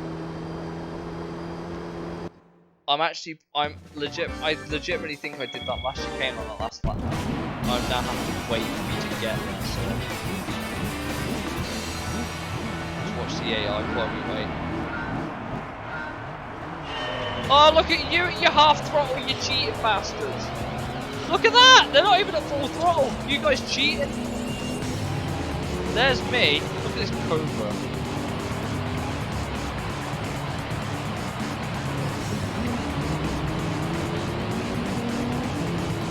No way does this have that much grip. You should be spinning out every time you're around the corner.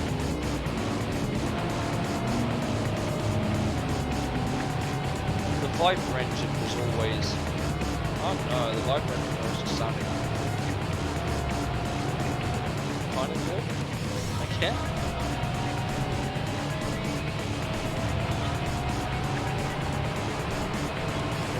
Cheats. The only thing the Cobra can do is out accelerate the Viper. Can't out turn. Okay, maybe it is out turning. Why are you taking such a tight line through that corner?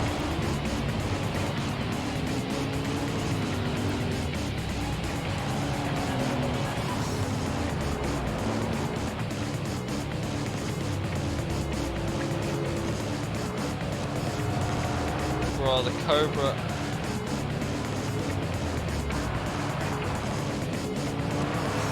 Oh, you're wallbanging. Okay, I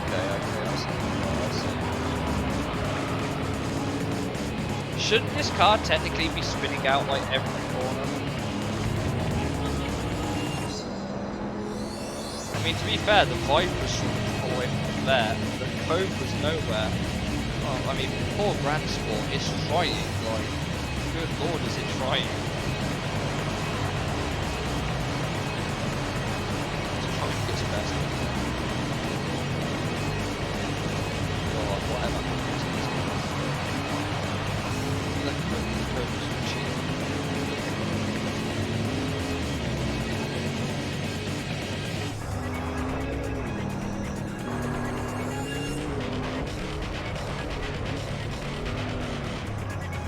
Cobra getting sick, basically. It actually is. The Viper's not though.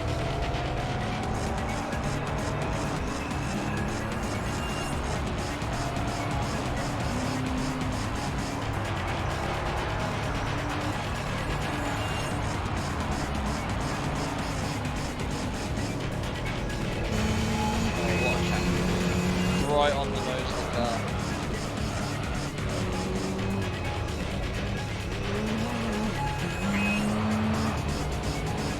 All these other cars just came up. They were just like, run what you've wrong, run what you've wrong games, days. I tried to say games and days together. I just couldn't get them out together.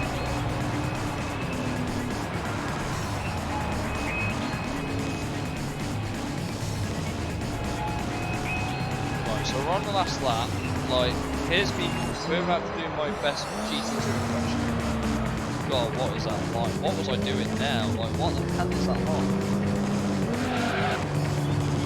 What was I doing? I swear I must have got my license out of cereal box. GT2 impression, woo! Man just yeets itself off the camera and then runs over the camera guy. That works fine. I think go on then.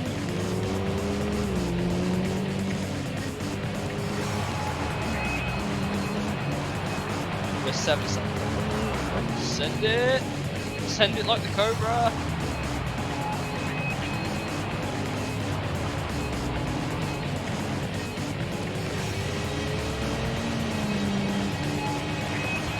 Like I said, I'm pretty sure I did that last game flat out. I'm pretty sure.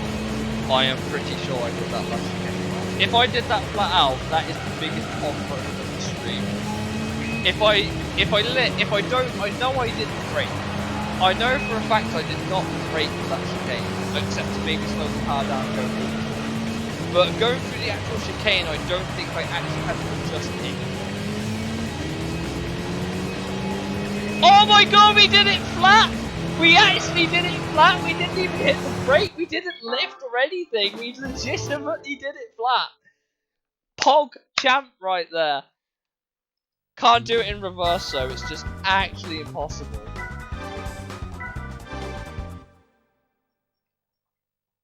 It literally was.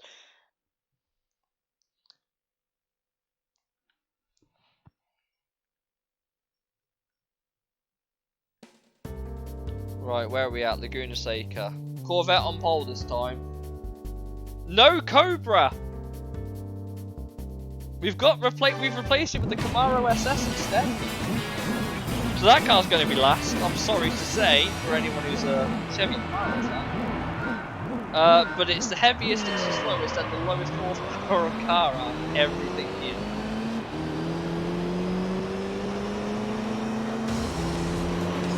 No Cobra easy. It's time for the American muscle cars to show their supremacy.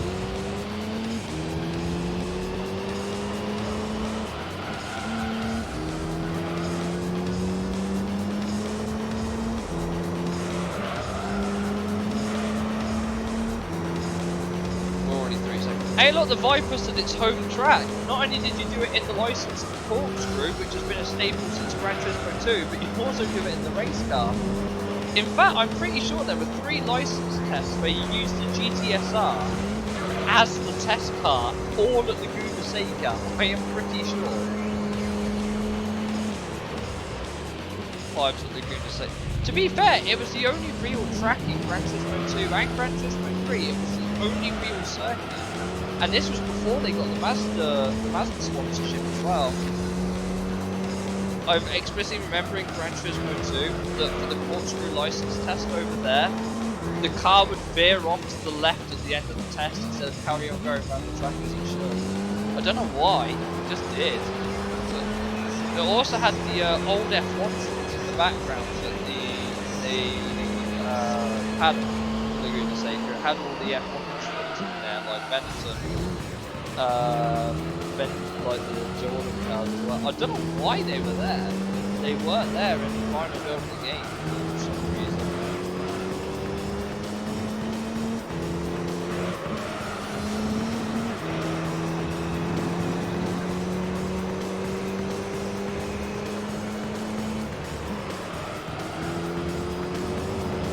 I mean, this car's back at home, right? Like, this car is literally back at home where it should be. It raced here in real life. 2000, what? 2000? What those years? 2001. I'm still running the number 64, I'm guessing. That was it.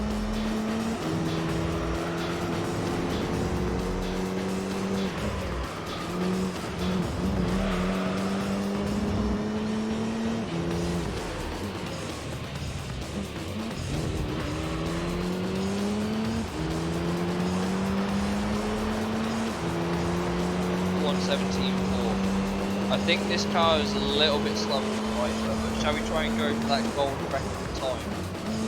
Okay, that's gone out. Task failed.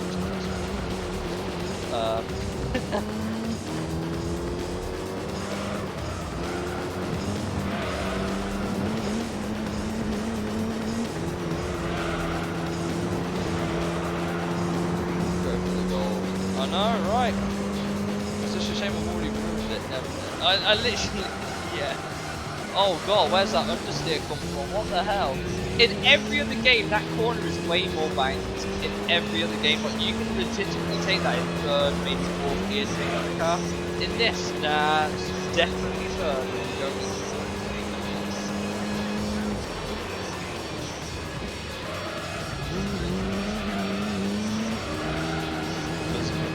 I know, right? God damn it, why you do this?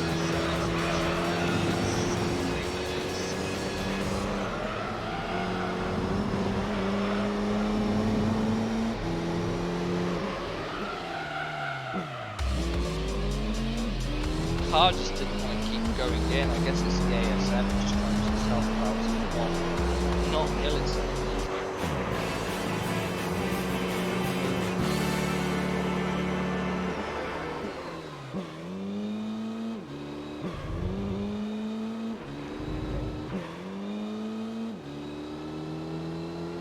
I love doing that. That's not just you, that was me as well. I told you the Camaro would be last.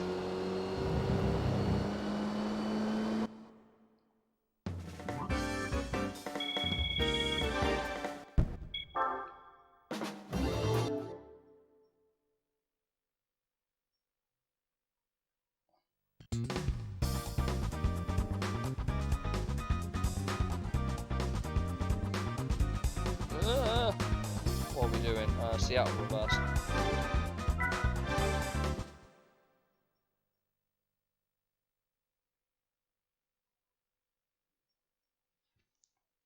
Rip Catfish Camaro, I know, right? I bet the Cobra's back though. Of course it is. And it's on pole! They were just like, yeah, you've had enough Corvettes, you've had enough Vipers, we're showing both Camaros in there now. The battle between the SS and the Z28, I'm pretty sure if I remember right, the Z28 is faster than the SS? Is it the Z28 faster than the SS, or is the SS faster than the Z28? There's not much in it. I know there's not much in it. There's probably a couple of, what, 20 horsepower?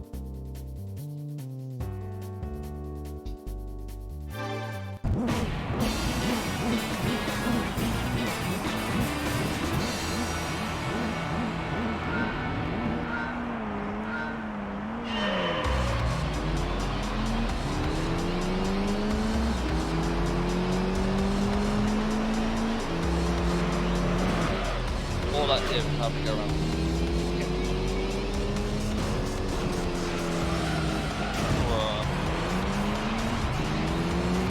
Hey! I'm on your side!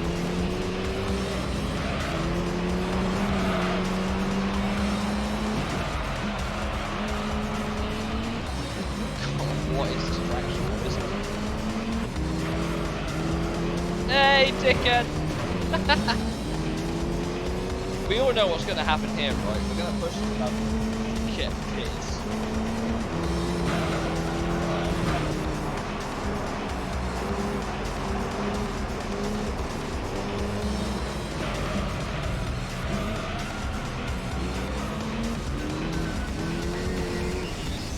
It's last, but I'm not done with this car yet. Oh no, I've got a special treat for this Cobra if it will let me.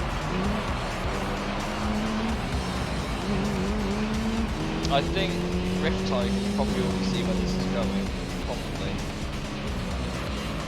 Oh no, come on, Camaro. You've got that straight line speed. Come on. Okay, maybe you don't.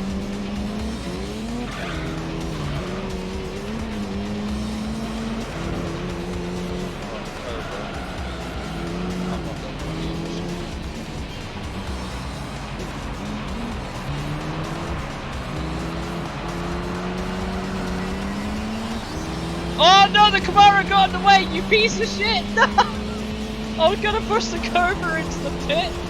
You piece of shit, Kamara, what are you doing? You just letting it get away!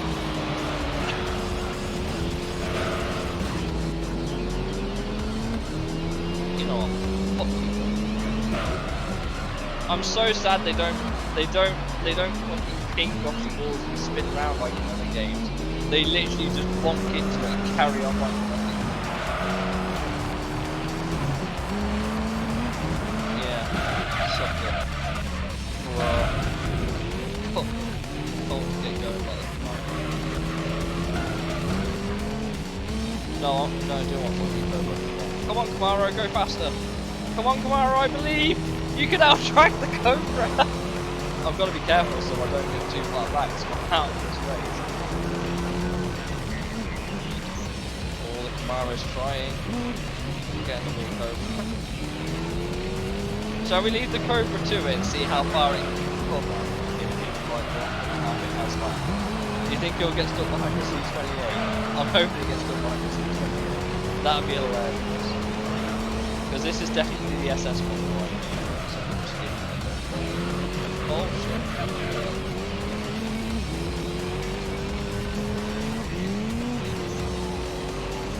Oh! I'm just going to pretend that didn't happen.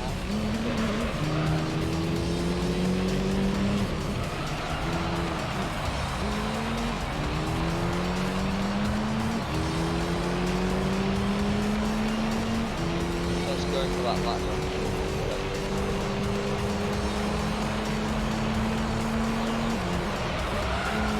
Okay, let's just bang it.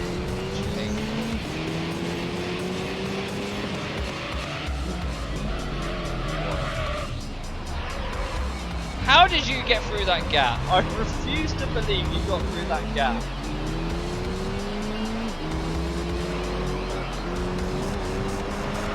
Like, there was definitely not a Corvette-sized hole.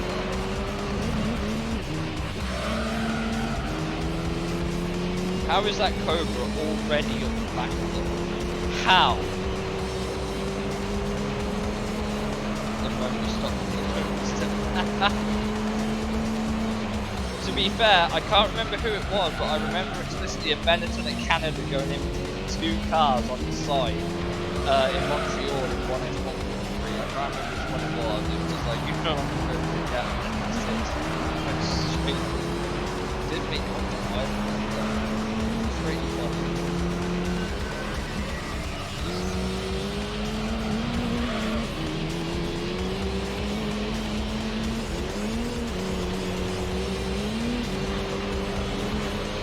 Also, fun fact, did you ever notice in Gran Turismo 2 that none of the main championship events were ever held on the reverse circuit? I never noticed that until I found out, revisiting it. I was just like, why are none of the tracks in reverse? It makes no sense to me. Like, at all.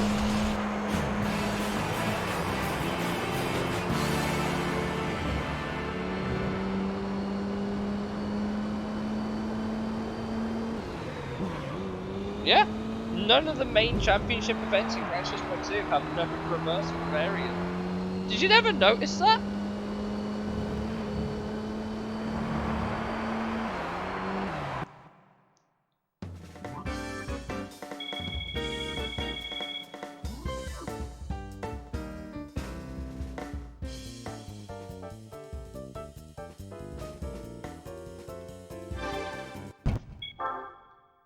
Mandela effect is in full swing. It is.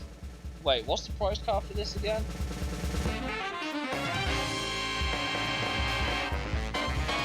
It screams American to me.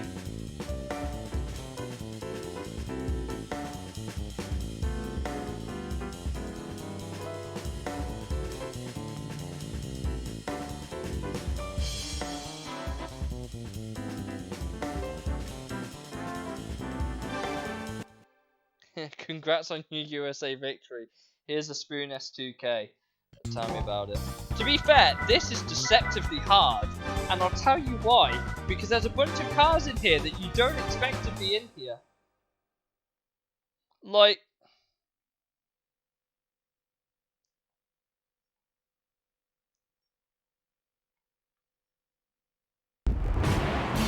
because there are some cars that I completely keep forgetting are boxer engines. And I'll give you a hint, it's not just Subarus that do it. Because there's something a bit more cursed, especially in the professional league for the same event. In amateur, it's like, okay, it's mostly Subarus, roof, and do you know how fast them fucking things are? They're brutal, like they're taking no prisoner at all.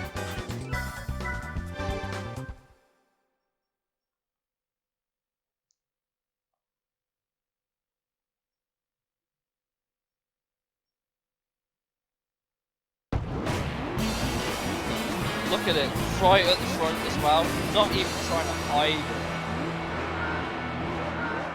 Right at the fucking...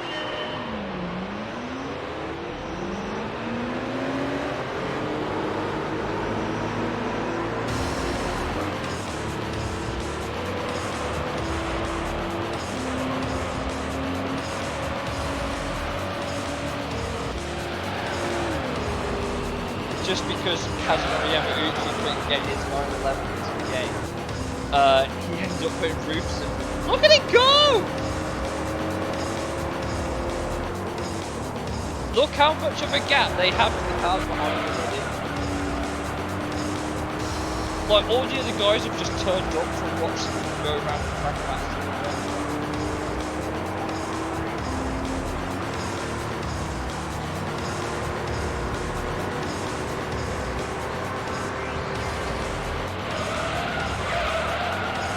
Look at this RGT, look at it.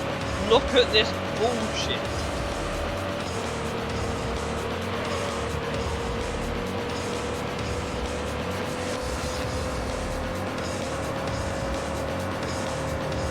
You need your own roof to beat that event, or some stupidly well-tuned Impreza, neither of which I have right now.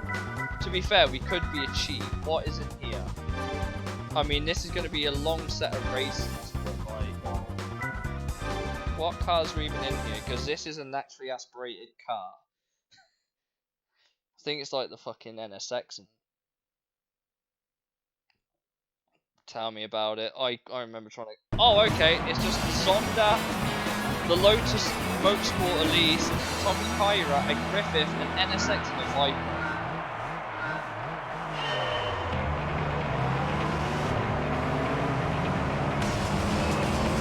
Yeah, just the fucking Zonda to worry about. It's no biggie.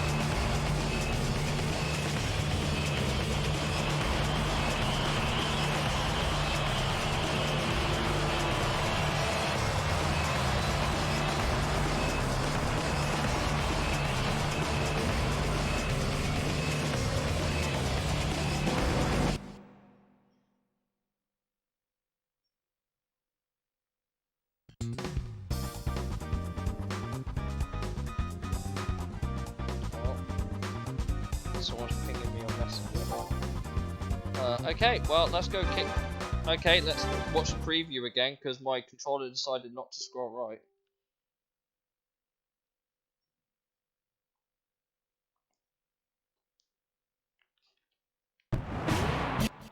Was that a Cobra? Did I just see a Cobra in there?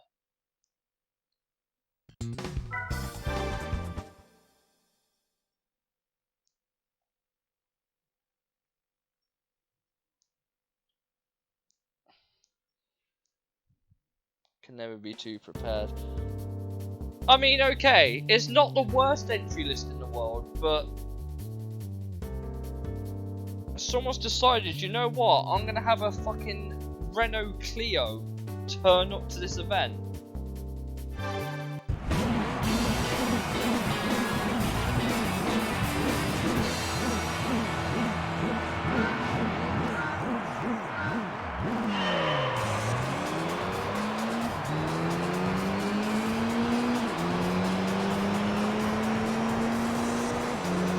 That Lotus would be really good on its tyres, so don't underestimate.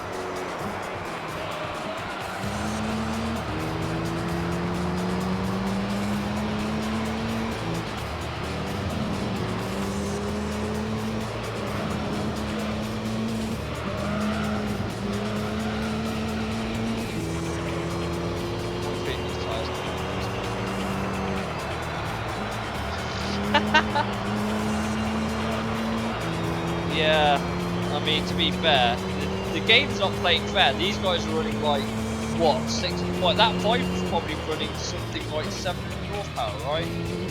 Something like that.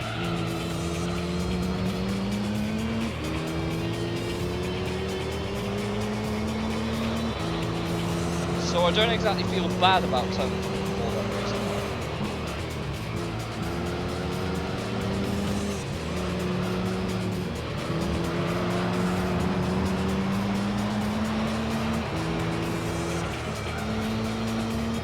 Hey, Chef, welcome in, buddy. Glad to see you made it. It is Possum Racing. So, Riptide, since you won't know, Chef is one of my longest standing followers. We have been really joke about possums because of my Crash Bandicoot stream back in the day, Crash Bandicoot 2. They're worth a lot, but yes, possums are the alternate thing going on.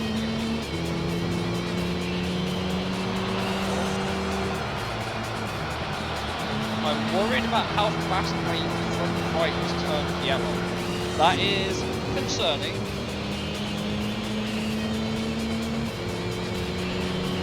Mildly concerning. I know that means I won't need to pick twice. Either that or I've got the perfect race mode.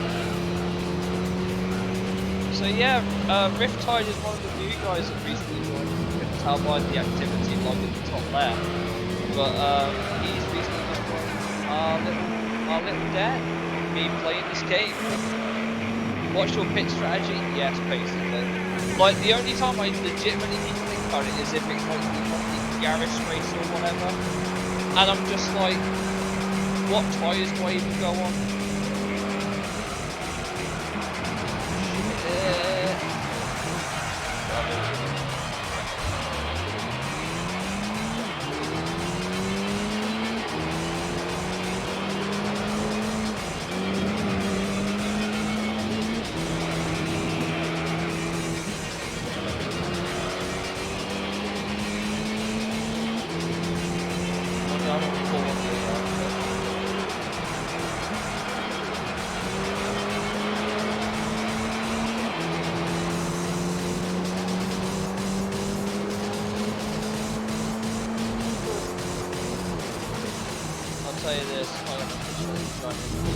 Yes, I do. It's called Don't Pit at All. And I'll tell you why. Because you don't need to. You can still turn the corners with your maximum tyre wear. Like, the game does not care if you're running the hardest tyre in the game. You can. It's the same as Super Speedway. You technically don't need to pit. It's just ideal if you want to go around the corners a bit better. Nothing saying you don't have to brake or just run the wall while all your opponents keep pitting and you're just like, haha, suckers. All you gotta do is make sure that your car is faster than everything else in the race.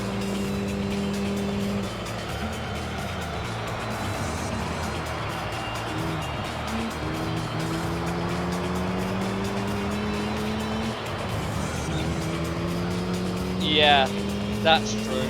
The Escudo wheelie glitch is what I was hoping to exploit when I eventually unlock it in this playthrough for the 787B, the prize car, so I can start using that for some of the harder events with more confidently.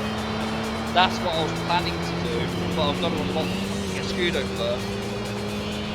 Or get a million credits, but why would I spend a million credits on a car that I know I can win?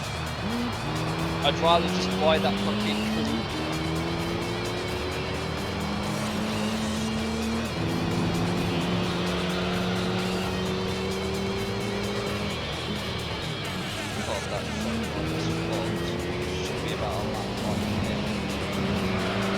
I mean, the 5 just ran away from that at least, but like, game's a bit loud here, hard to hear me over. Is it really? I had that issue last time. How much quieter do you want me to make it? Because if I keep making this quieter, I can't hear my own game. Is that better? I'm trying not to make the game too quiet for myself. Oh, what is turning? Okay, yeah, these tyres. This is not the right compounder tyre for this. I think it needs to be the medium hards. I think.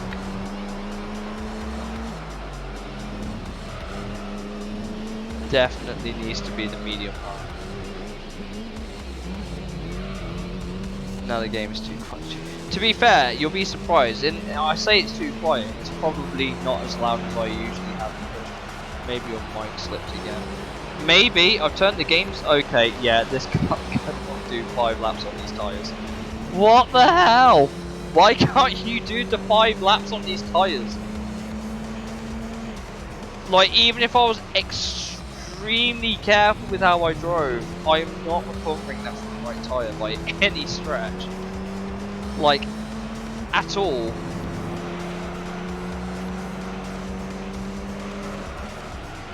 God, look at that. You can just see where the car just gives up trying to turn into the corner, and I have to slow it down even more.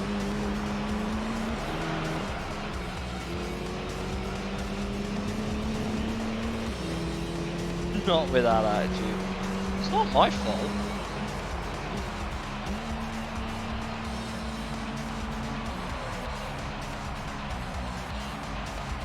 I don't need to do anything, the game will auto-drive.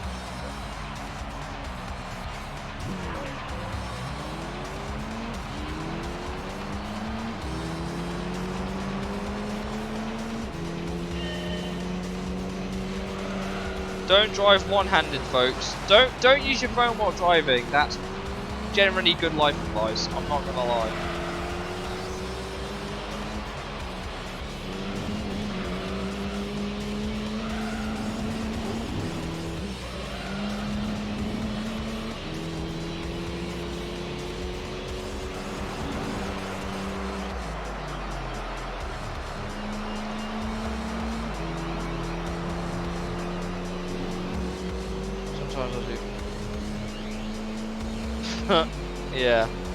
Yeah, that's a mood right there.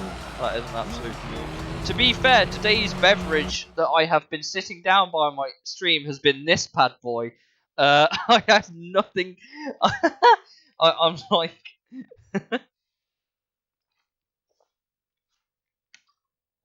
Oh, tastes like 2-day-old Coke.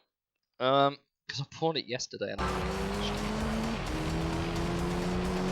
like that sort of bottle's what you'd buy for like one of them kids' birthday parties, and you fill them up with like 250ml glasses of Coke, and you buy like 1 or 2 of them just to keep the kids happy. But no, as an adult, I've come to appreciate that a share bag isn't actually sharing. It's just normal size for someone like me. It's like, listen, I'm not sharing them Haribo with anyone. They're all mine. I haven't added any vodka to that Coke. Tastes like Coke, wakes you up like warm milk. To be fair, right, I don't actually have an issue with Coke. There's no vodka in it, unfortunately.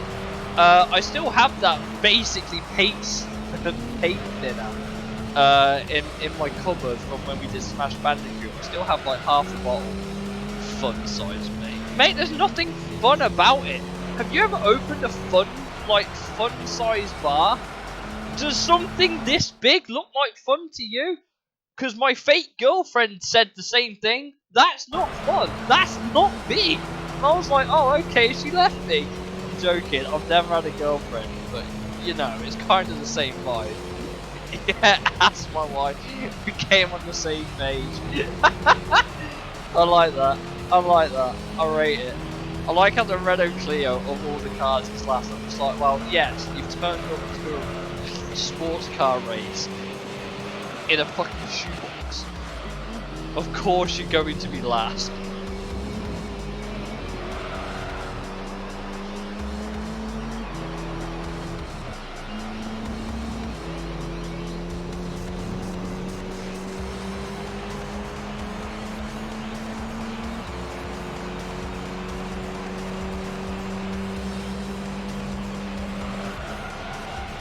God, what am I doing? Thanks, it's all the challenge.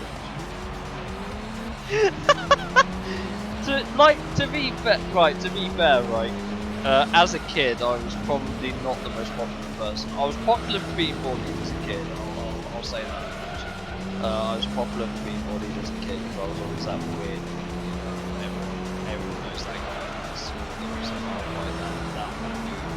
I was that dude. I like to think I've come out of it relatively well. I like to think. What car is this? It's a Tommy Cairo. I'm still concerned none of the AI have pitted yet. None of the AI have pitted yet. What the hell? Why have you not pitted? What tyres are you on?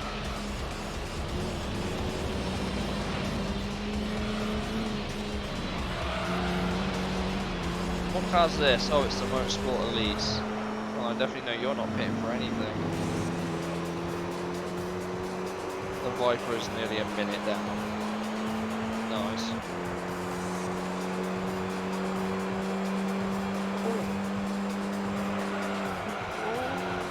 You finally did the first corner correctly. That's a win. That's a real goal.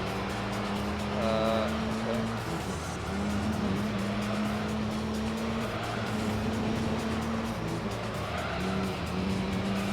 Get out of the way, NSX.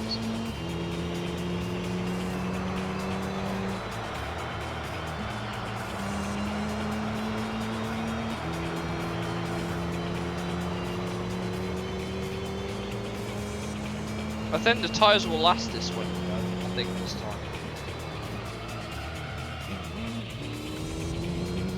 I think the tyres will last this last bit.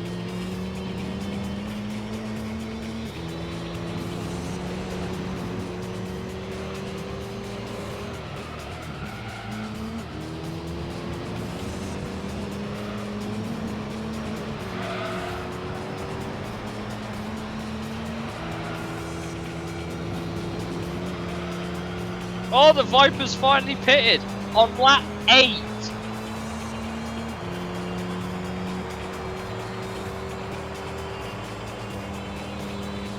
NSX not interested in pitting, neither will the Lotus. Is anyone else going to be interested in pitting?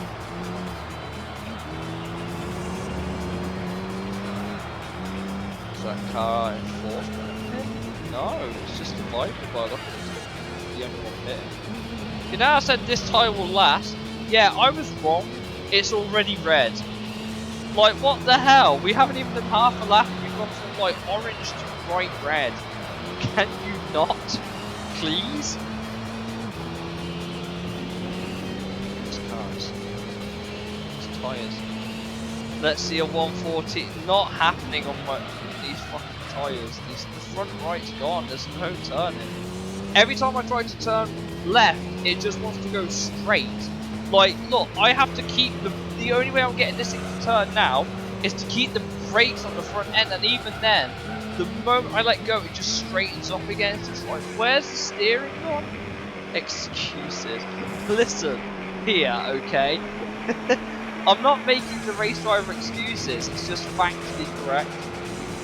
It's hammer time. Okay, Lewis Hamilton, calm down. Alright, Bono.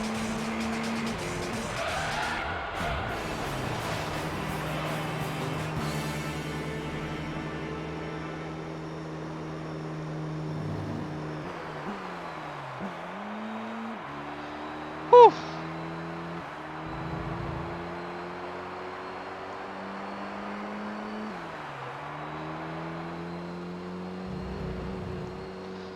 We lapped everyone at least. What a close race. Oh, mate, don't even. Oh, mate. So I want to thank the sponsors, the team for giving me such a great car. We had to manage the tyres a little bit, but it's okay. It paid off in the end. That one less pit stop that we had to make.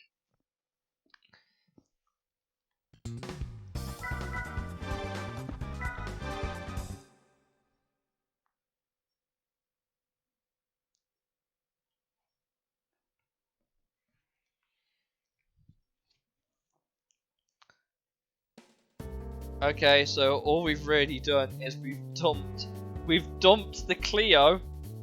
We've dumped the Clio for a Griffith 500. That is the only change they've done, apart from the grid order, obviously. National Anthem time. To be fair, like, I'm not gonna lie, it's gonna sound awful, but I'm not a fan of the British National Anthem. As much as I'm proud to be British sort of person, I'm not a fan of the national anthem. That might sound really bad in hindsight, but I'm just not a fan. Stand up and sing. I don't know the words to it 100%.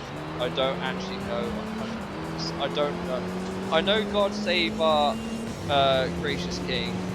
Is it Happy and Noble King? God Save the King? Something like that. And then it's the bit after I don't know until and it's like, is it Happy and Victorious or whatever? Then the next one I don't know, then it's God Save the King. But I'm not a fan of God Save the King. I think it should be Rule Britannia. But that's just me, because our national anthem is the only national anthem in the world that mentions about saving anyone. It's not about the country, it's about the monarchy, and I hate it. I'm not anti-monarchist, I just don't like that idea. Maybe that's just my take on it. C5R, hello Mark, welcome in. Glad you could make it this time. This stream has been a lot more active than yesterday's. Well, not yesterday's, Tuesdays, so I'm glad to be streaming this actually.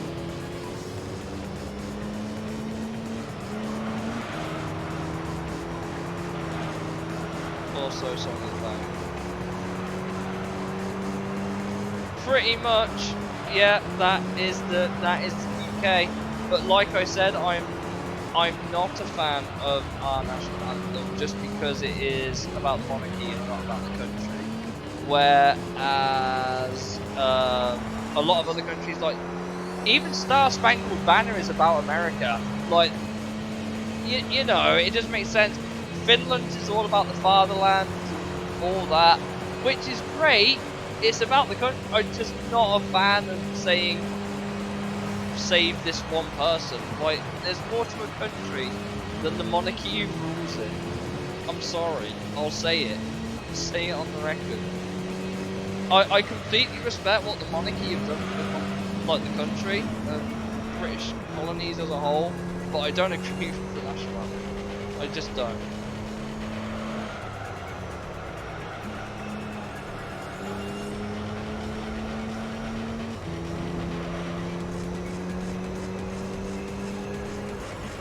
Possible. Yeah, it's literally just screaming. That's literally what it is. It's literally just screaming, there's nothing else to it. I mean, to be fair, you obviously don't know Gareth Zakarian, who has his national anthem in his music playlist. There's a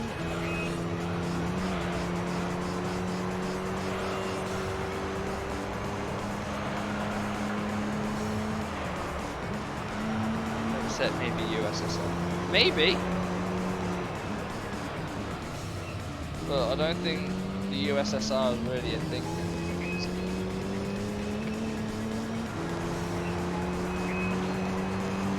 But anyway, how are you doing, Mark? I appreciate we've got the C5R up in here, which is still an iconic GT3 car.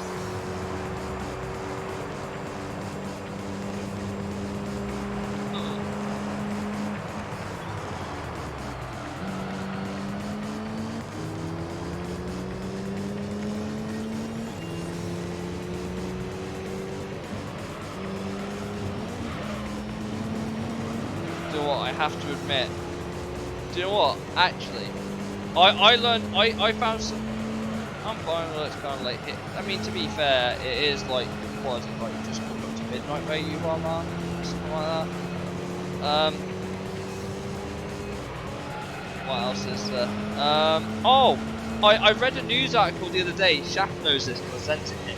But apparently, like this is something I read through Reuters. Okay. I'm not exactly much of a business person, but I was looking for some. Yeah, that's fine, Mark.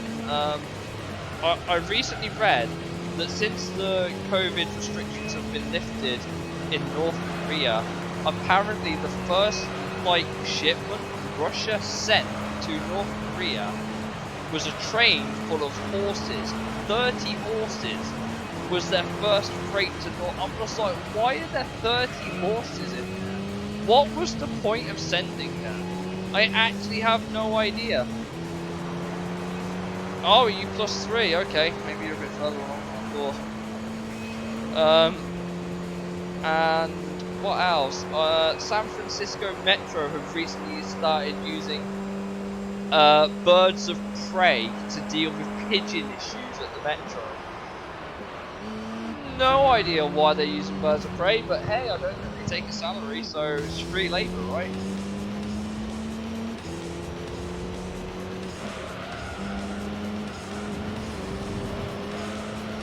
I just thought there were some really interesting news stories that came out, just like,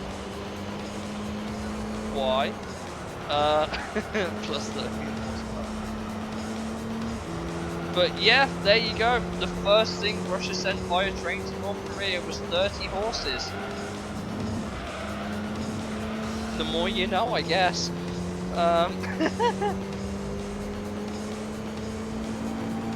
I just thought it was interesting because I was just like, it's such a weird shift. All the things you sent to Korea, it's 30 thoroughbred horses. Okay, do whatever you need to do with them, mate. I haven't decided what we're going to be doing for Sunday's stream. Like I said, I do stream Monday, Tuesday, Thursday and Sunday. But I'll probably maybe pick up Simpsons Hit and Run again. Try and finish that off. If not, it'll probably be more Gran Turismo 3 because it's been nice to get rushing together with the horses though. Probably. I mean, I wouldn't know. I'm just I'm a Brit. I'm usually too busy complaining about the weather to care. I'm not focusing on where I'm going. I'm just ignoring my braking points and just reading chat. The things I do for you guys, I drive like trash just so I can leave these shits out.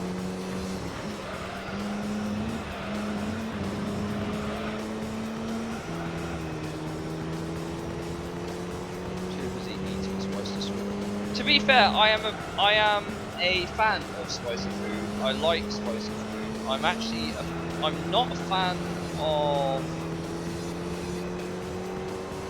Have you played Gran Turismo 7? Of course I have. I've streamed it once before. Is it any good? I don't think it's as good as 3, and I don't think it's as good as 5, and I don't think it's as good as 4, or 2, or 1, but I do think it's better than Sport, even if they're aggressively pushing the microtransactions a little bit. I'm one of those people that thought Gran Turismo 6 was absolutely atrocious. I hated how it played. I just couldn't get on with it. But I don't think Gran Turismo 7 is good, but I'm just glad I didn't. Well, I say I'm glad I didn't buy it for retail price. I bought it sealed from my workplace with a discount, and I feel like I got my money's worth. But once you complete the main campaign, there's nothing to it. There's literally nothing to it. Like, I haven't played it in a good month. I've just been playing more interesting things like Mass Effect and Persona 5 recently, and now this as well. So 6 and 7 are the only ones I'm not. So you've played Sport?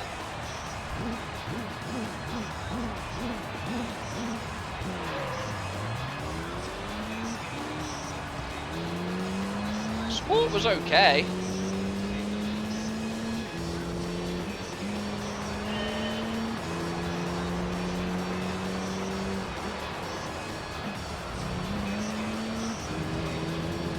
I don't think Sport was terrible. What I do like about Gran Turismo 7 is that you can finally create your own races using cars in your garage, which is really nice. I do like that.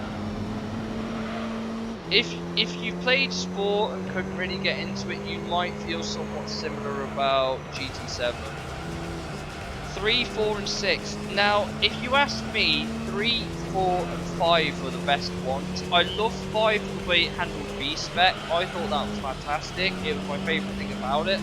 Gran Turismo 3 is solely just, it is such a well-made game. It just doesn't seem to age. Like, this game came out in 2002, right? This game came out in 2002, and I still struggle to find any PS2 game that looks much better than this.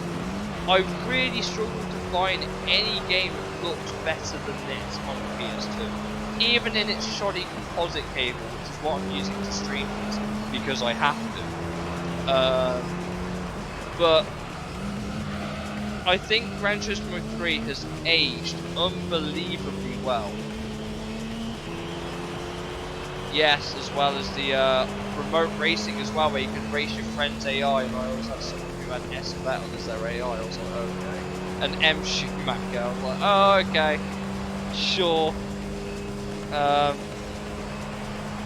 And then, but yeah, Gran Turismo 4 had so much content.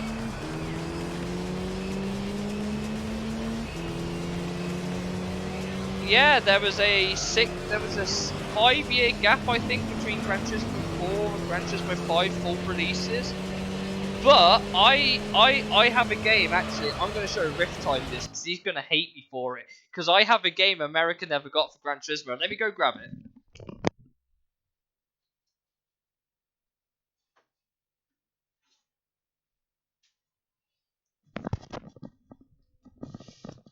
So America never got this, but Japan, Korea, and Europe did. But we got this, which was called Gran Turismo Concept 2002, which was basically like, it is exactly what it sounds like. It is a game where they basically just put loads of concept cars.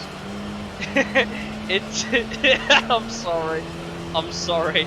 And they basically put like a whole bunch of cars into Gran Turismo 3, basically, that then all appeared in 4, but the whole reason I got it was because to complete the collection, obviously. It didn't, at least yeah, that's true, you got Lenny Kravitz, so joke's on me. Do you know what, I'll tell you what, after we've done this race, I'll save the game, and I'll do you a favour, and I'll show you what GT 2002 looks like. I will say, you're not missing much. The only thing I think that makes GT 2002 worthwhile was the fact that it was basically just Gran Turismo 3 with like half the tracks. Like, I'm not even joking, but it even has a track that didn't appear in GT3. No, Lenny Kravitz. Lenny Kravitz with Are You Gonna Go My Way was the opening song of the US soundtrack. We didn't get that. We got Just a Day by Feeder, which still slaps, but I don't want to get copyright sued into oblivion, so I'm not going to play it. But yeah, Lenny Kravitz, Are You Gonna Go My Way was the American intro for this game, which we never got. But we also didn't get Motley Crue on our soundtrack, or Snoop Dogg, or Judas Priest. We never got anything like that. We just got Feeder. None slap as hard as exactly. You got the better soundtrack on numerous occasions. You had Rob Zombie's Dracula in Gran Turismo 2. Do you know how much I resent you for that? Because we had fucking Fatboy Slim. And if you haven't seen the meme, I implore you to go look at it. But we had Fatboy Slim, one Fatboy Slim song, and it was just ear grating no matter when you listen to it.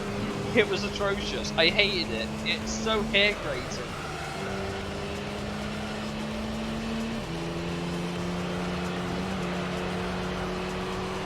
Although, if you do want a fun fact, the European version of Gran Turismo 2, all of the menu soundtracks were in the Japanese version of the first game. So, like, half of the soundtrack, like the lounge music vibes in the dealerships in Gran Turismo 2, were just the Japanese GT1 song. I liked our soundtrack. What's wrong with that? Have you ever played that really, really loudly on 1999 compression? Put Rob Zombie in our racing sim. Yeah, that they put Dracula in Gran Turismo 2 for the American version, which again we never got.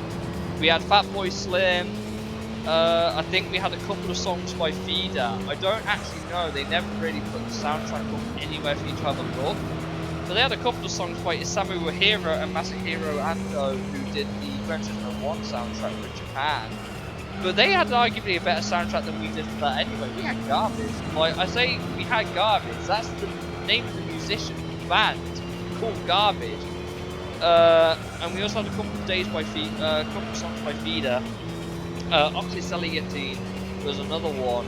we only had like 8 songs on our GT1 soundtrack. It was frozen, and the only thing is the PS2 can't output high enough for a PS1 stream. So I'm trying to get myself one of them multi-compatible PS2, like PS3 consoles that can do PS2 and PS1, which would be nice. Yeah, I can imagine. Leave us on in the background, Shaft. You're not missing, I promise. But I'll load up GT 2002 for you in a minute after we've done this race. Like I said, you're not missing much, but there were a couple of memes that came out of it, and there's only one reason it's kind of worth playing, beyond a few other things. But then again, I actually own even all, like, not just the main line, but the spin-off titles as well. Every single one that's released over here, I have the spin-off of Gran Turismo. I've got Gran Turismo 4 Prologue, which was basically a massive license test narrated by Vicky Butler Henderson of all people. And I've got Gran Turismo 5 Prologue, which had one of the best loading songs ever, which was a song by Goose, I think it was. I can't remember. I think it was by Goose. I can't remember the band. What was Goose's band name? Take it easy, Shaft. Thank you for joining. But I'll load up GT 2002 for you before I end the stream tonight. Oh god, the understeer's back front left. But I'll load up GT 2002 for you so you can have a look. Do you know what the best thing about GT 2002 is? If you complete it, you can kind of cheekily do shit on your GT3 profile. Like, I think I can't remember.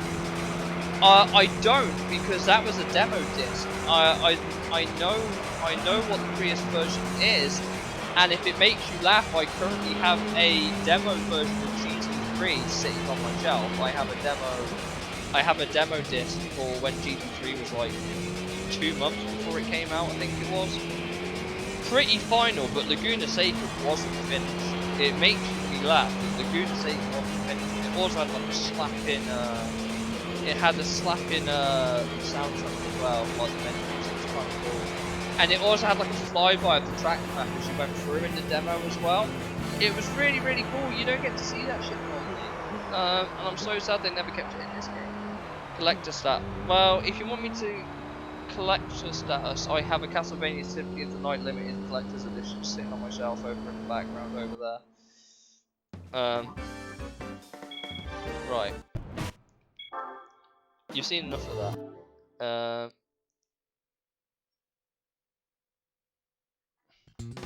So we have one more race there to do at some point, which won't take long. But I have been trying to get a couple of demos for Gran Turismo when I can. I even have, believe it or not, I have the unobtainable Forza Motorsport 7 demo on a disc. Like, I didn't burn it, I just got a demo disc. I bought it online. I had no idea what I expected, and I got Dragon Ball Xenoverse 2 and Forza Motorsport 7 on that demo disc. So I have both of those demos that you can't get anymore on my console that I can play. Right, you saw me save the game. Give me 1 second. I'm gonna quickly...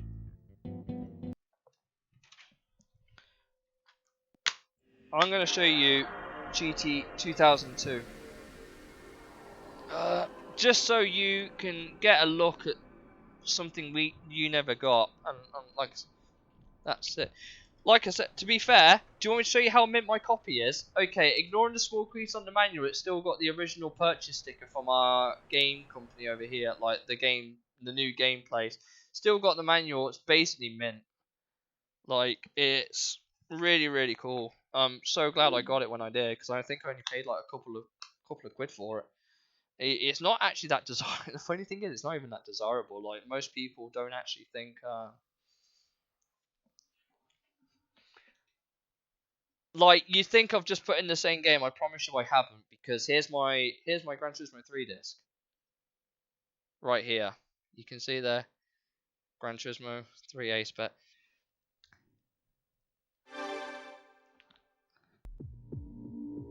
Oh yeah, the intro slapped. The intro slapped.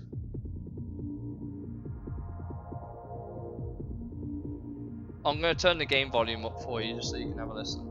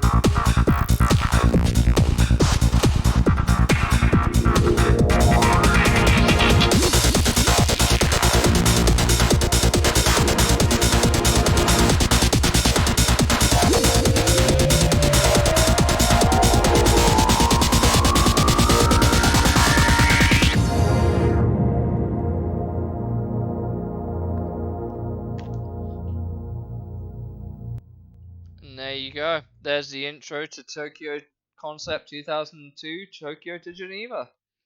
I almost it bops, but it never apparently it depends. I thought the song was sick. It doesn't quite slap the same as maybe Feeder does, but I'm pretty sure I have a save game on. Oh, is it on my other? Is it on one of my other memory cards? 2 seconds. I think it's on one of my other memory cards. I think. Is it this one? Might be this one. Give me a sec. Because I have some progress saved on one of them. Let's load it. Yeah, there we go. Exactly the same, sound effects and everything. It's just that it's more of a. Yeah, I better turn all this off. It also has a couple of extra songs like Mirage and Strike Breaker and Turbo, but I need to turn all these off, otherwise I'm gonna get fucking copyrighted into oblivion. Anything by Daiki Kasho is fine because it was made for the game. I just had to turn all that off, otherwise I was gonna, like I said, I was gonna get sued into oblivion. No! Oh yeah, you've got all the all the credits if you ever wanted to look at them. I don't, but they're there if you want it. Game start. Yes. Very different. So, course licenses. In order to race them in single player, you had to go and beat all of these time trials in certain cars. If you ever wondered what some of the cars in Gran Turismo 4 look like in Gran Turismo 3, here you go. Here's the Focus RS from 2003, the CZ3 Tarmac Rally car, the GTR concept to Autumn Ring. Autumn Ring was not in GT3, but it's in this. Don't know why. NSXR prototype. The Apt TD, the Apt Tiddy, I guess. The Elise 111R, the Hyundai Accent rally car, which also wasn't in Gran Turismo 3. The RSC rally car wasn't in GT3. The GT40 LM, which I think was a Gran Turismo made car, I think. That was the modernised. And the SL 500, which at the time was, I think, just coming out, I think. But I've already done that. So, you're probably wondering, what's special about this? Well, as you can see, I haven't finished this save yet. I haven't even finished Autumn Ring, but there you go. Autumn Ring in Gran Turismo 3 vibes, basically. Yeah, it's a thing. Yeah, so you had racing cars, dream cars, select cars from Gran Turismo original dream cars. Perhaps you'll find the type of car you have always dreamed of. Now you can even get to race. Yes, I can.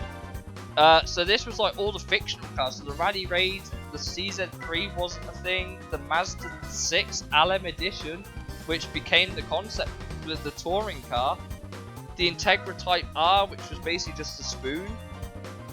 Like, it's even got the concept logo on the side and everything. The NSXR LM road version. The concept GTR LM. Remember that? The 8-speed gearbox shit. 350. The RX-8.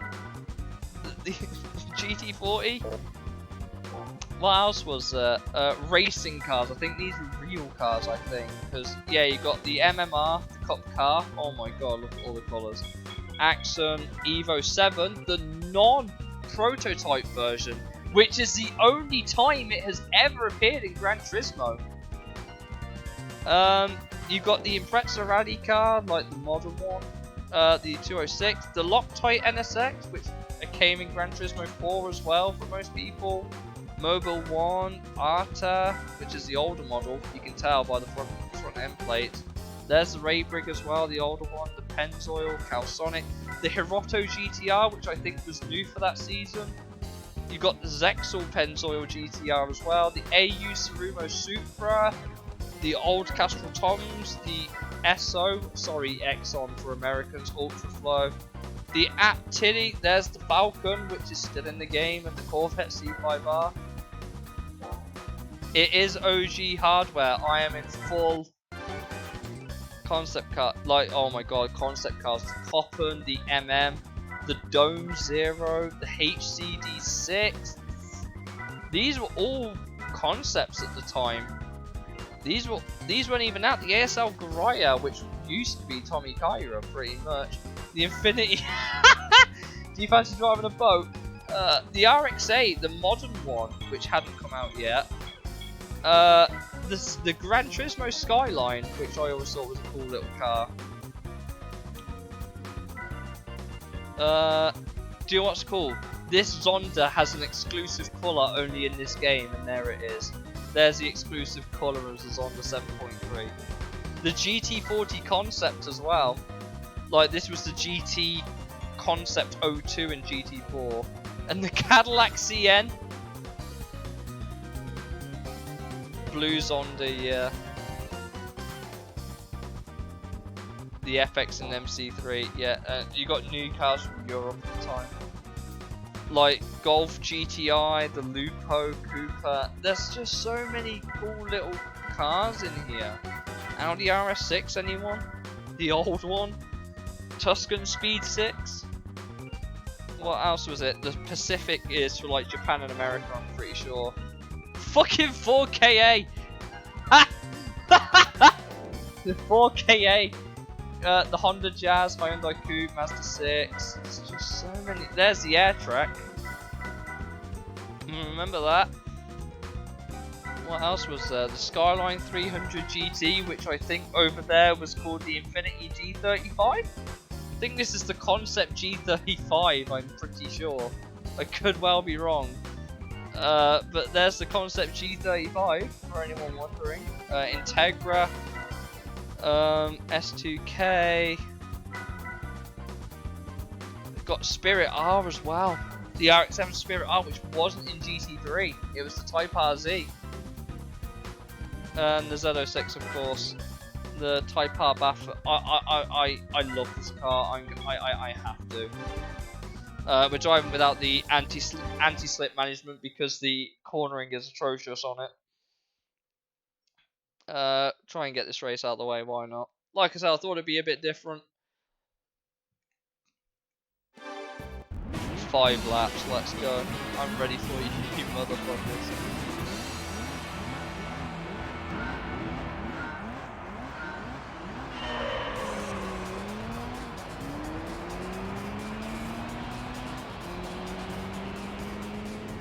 Tokyo looks exactly the same.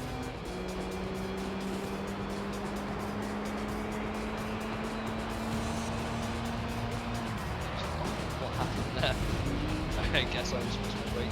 The RS4 Avant as well, what the fuck? Do you know what, I think for Riptide this is mind blowing, because like I said, the Americans never got this game, like at all. They never got this release.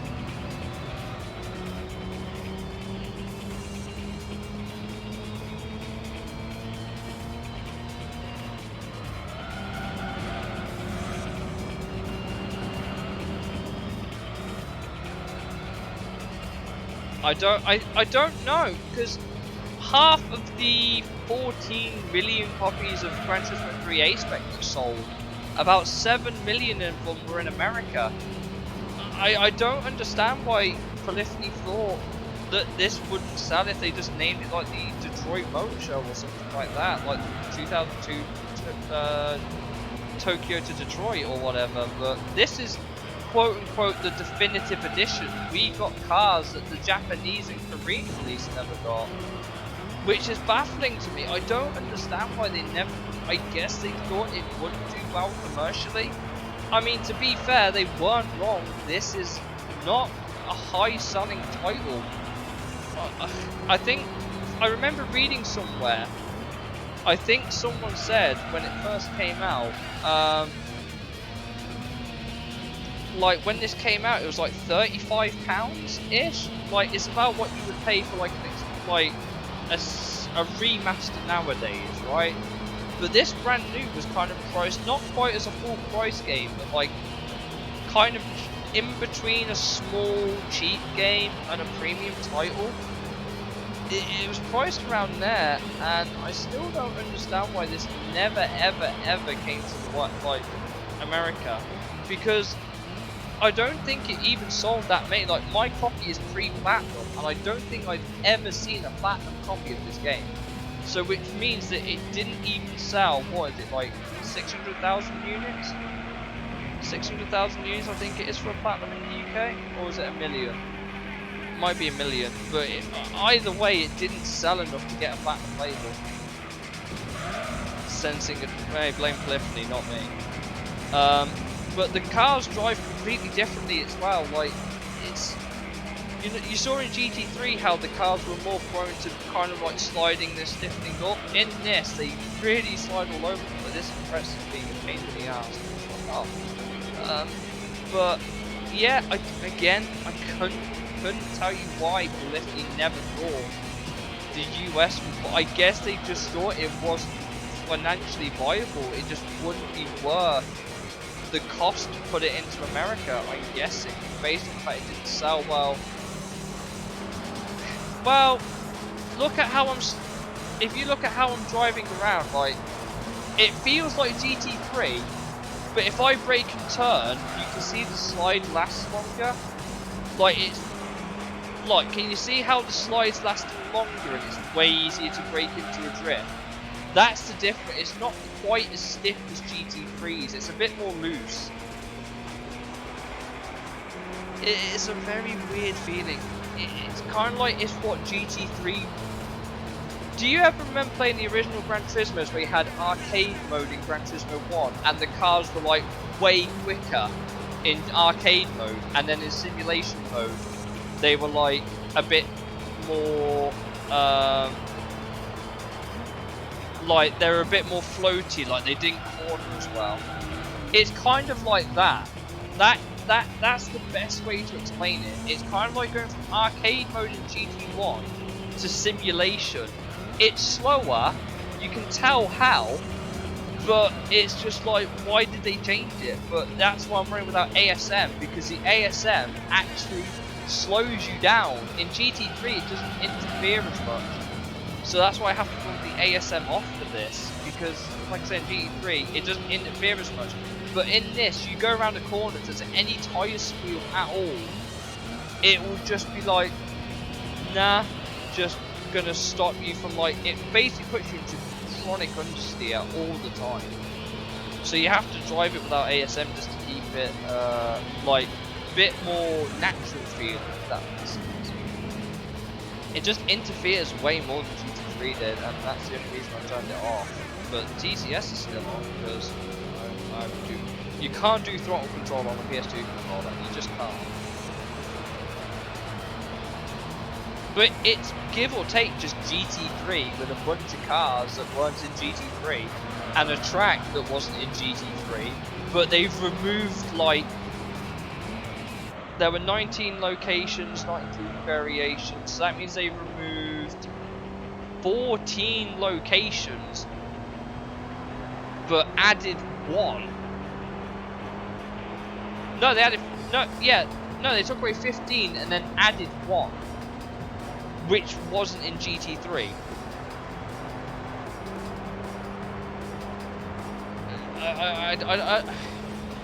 I don't get it. I just don't get it.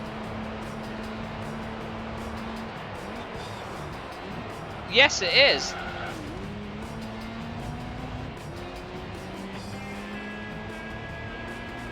Yes, this is one of the songs that were in later Gran Turismos, but it was introduced into this game. They made a couple of extra songs for this game as well, but the soundtrack again exactly the same as GT3. They just added a couple of songs by Daiki Kasha. That's what I thought. It was based around concept cars from Tokyo, but the thing is, some of these cars came out in 2004. Like, this isn't even like, oh, like the the TT I showed earlier, the Audi one with the Red Bull sponsorship and stuff, that wasn't even a concept. That was that was meant to be a real car. I think it competed in DTM like 2 years later. I could well be wrong, but I'm pretty sure it went on to compete in DTM. But again, might be wrong. It might have been the A4 I'm thinking of. But yeah, they just never released it to the West, and based on the fact it didn't sell particularly well, I'm guessing they just thought it wouldn't be worth importing it to America either. If it wasn't selling well in Japan and Europe, it wasn't going to sell in America. I guess that was just a... I mean, it's sound logic. Why publish something that's not going to sell? But most of the legwork was done. It was translated. It was basically just GT3. I guess they thought that the reduction in content even further from GT3 was just not of interest. There was no point. So they just brought out GT4 a couple of years later instead. And then after GT4 they did Tourist Trophy, of which I own. And Tourist Trophy also went on to do under a million units in the UK. Like worldwide, Tourist Trophy sold, what was it, like 850,000 units that I could find? Which, for a motorcycle racing game by Gran Turismo, is pretty abysmal, considering Milestone have now taken over that genre, the Italian developers. They've taken over that genre now, so... Again, I've got a very mint copy of Tourist Trophy as well. And I picked up Gran Turismo, like Gran Turismo 2 2000, no not Gran Turismo 2, Gran Turismo 2002. I picked up, in one of the more recent Gran Turismos I picked, obviously beyond Sports and GT7, but it was one of the last Gran Turismos from PS2 I picked up that I didn't own. The most recent Gran Turismo I acquired, of which I can't play because I don't have the console, is Gran Turismo for PSP. I don't own GT for PSP, whilst HD Concept was a Japan exclusive download. But Tourist Trophy was a really good game. Don't get me wrong, it didn't quite slap the same as all the other games. Don't get me wrong, but it wasn't terrible by any means. It just used the Gran Turismo 4 game engine with motorcycles, which is about as functional as it sounds, honestly. But yeah, it's just a really weird case. It was just a very, very weird case with this game. I mean, that race took us way longer than we thought it would, but hey, we're done. And we set our new best lap. Oh, we did set our best lap again. We set our faster lap than last time. Look, even the menus, the race results are still timed by Seiko, and it has the exact same format. I don't understand. It's so weird. Everything's the same. It's just... Oh, thanks! I will receive a prize! Obviously the text is a little bit different for the text, but like, you know...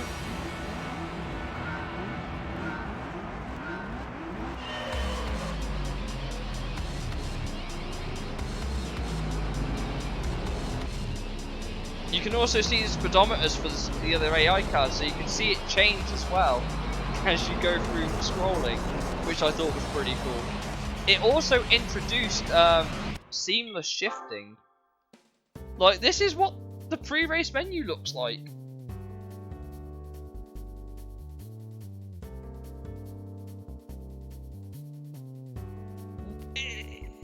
Does this look GT3 to you with just some slightly different UI? And some bonus cars, I guess? You can use the circuit demonstration. You can literally watch the AI do a race. Why would you watch the AI do a race?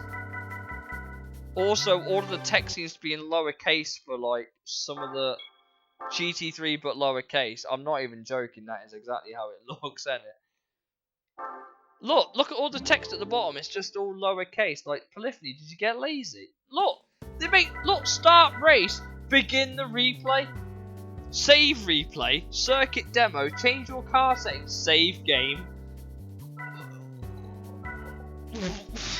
Why so inconsistent? And this is what it looks like when you complete an arcade race.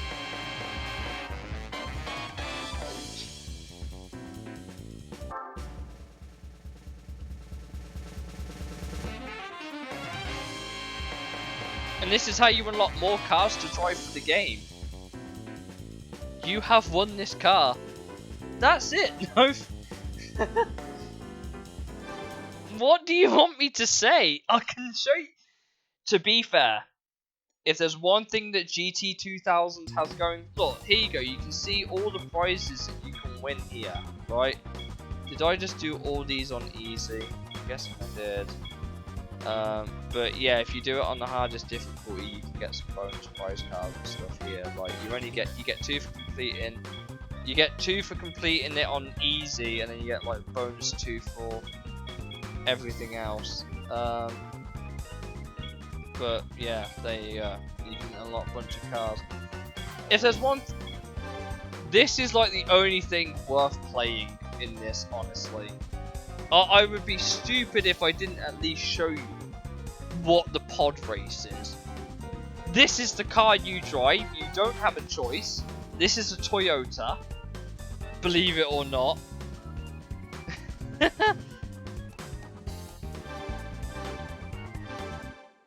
Like, it's so... Do you know what the best bit is? Did you notice the track that they use is also not in the game? Did you notice how it's on Special Stage Route 5 and it's not even in the game?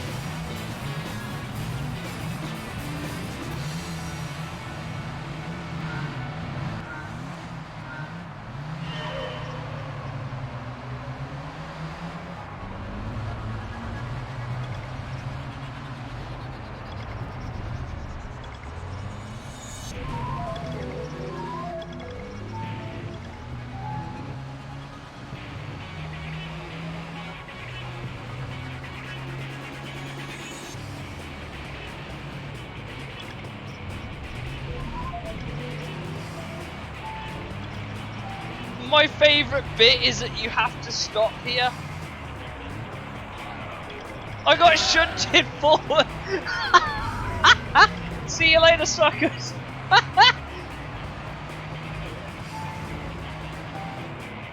Who thought this was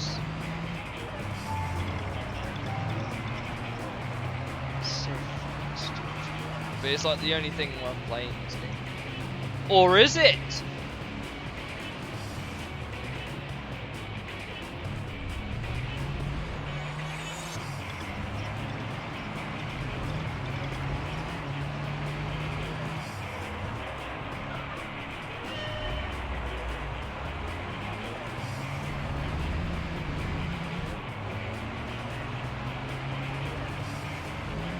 Endurance race at the pod can't make, can you imagine? Did Toyota ever reveal what the pod was actually for? Did they ever reveal what this car was actually for?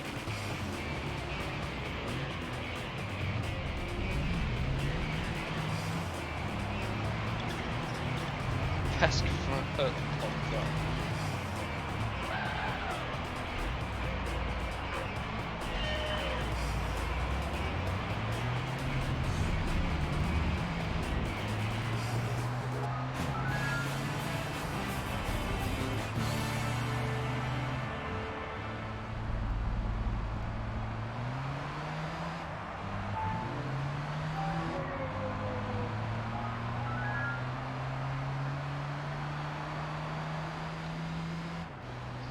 Toyota Pog.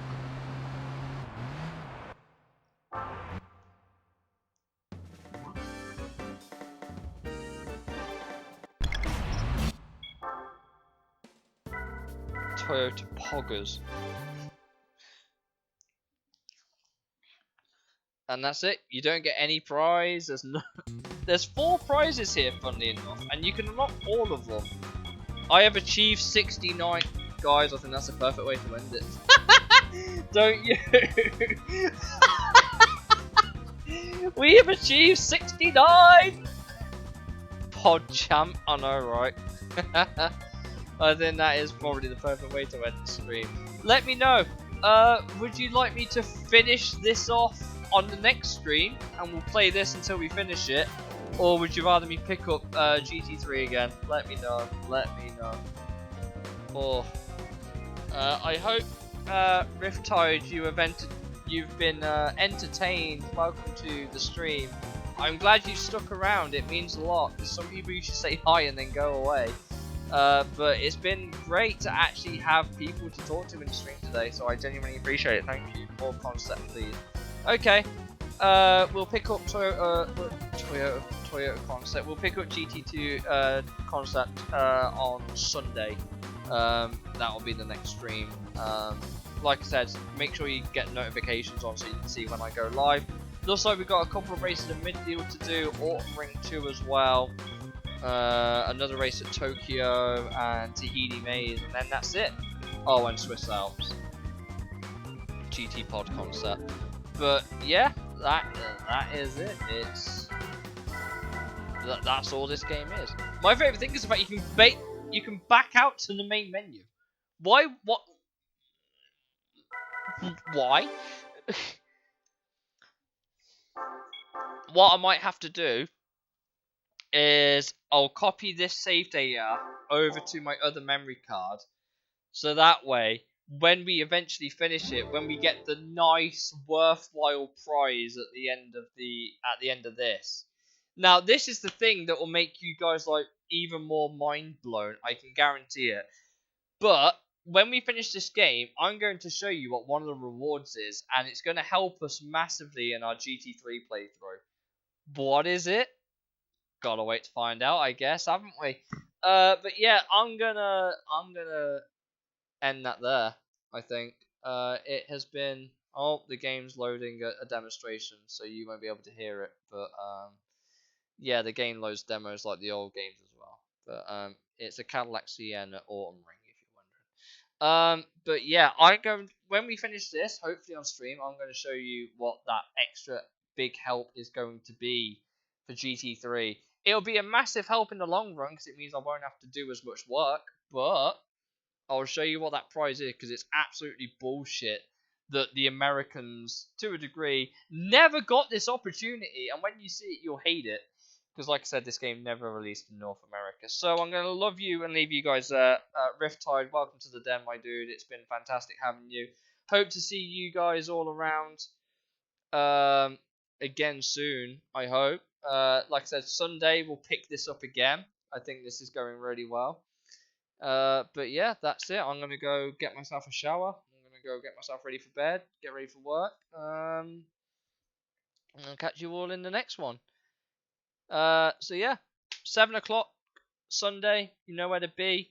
If not, I might start early. So, like I say, get that bell on so you don't miss the crazy shit we do in GT Concept. I will see you all for the next one. Have a good night, guys.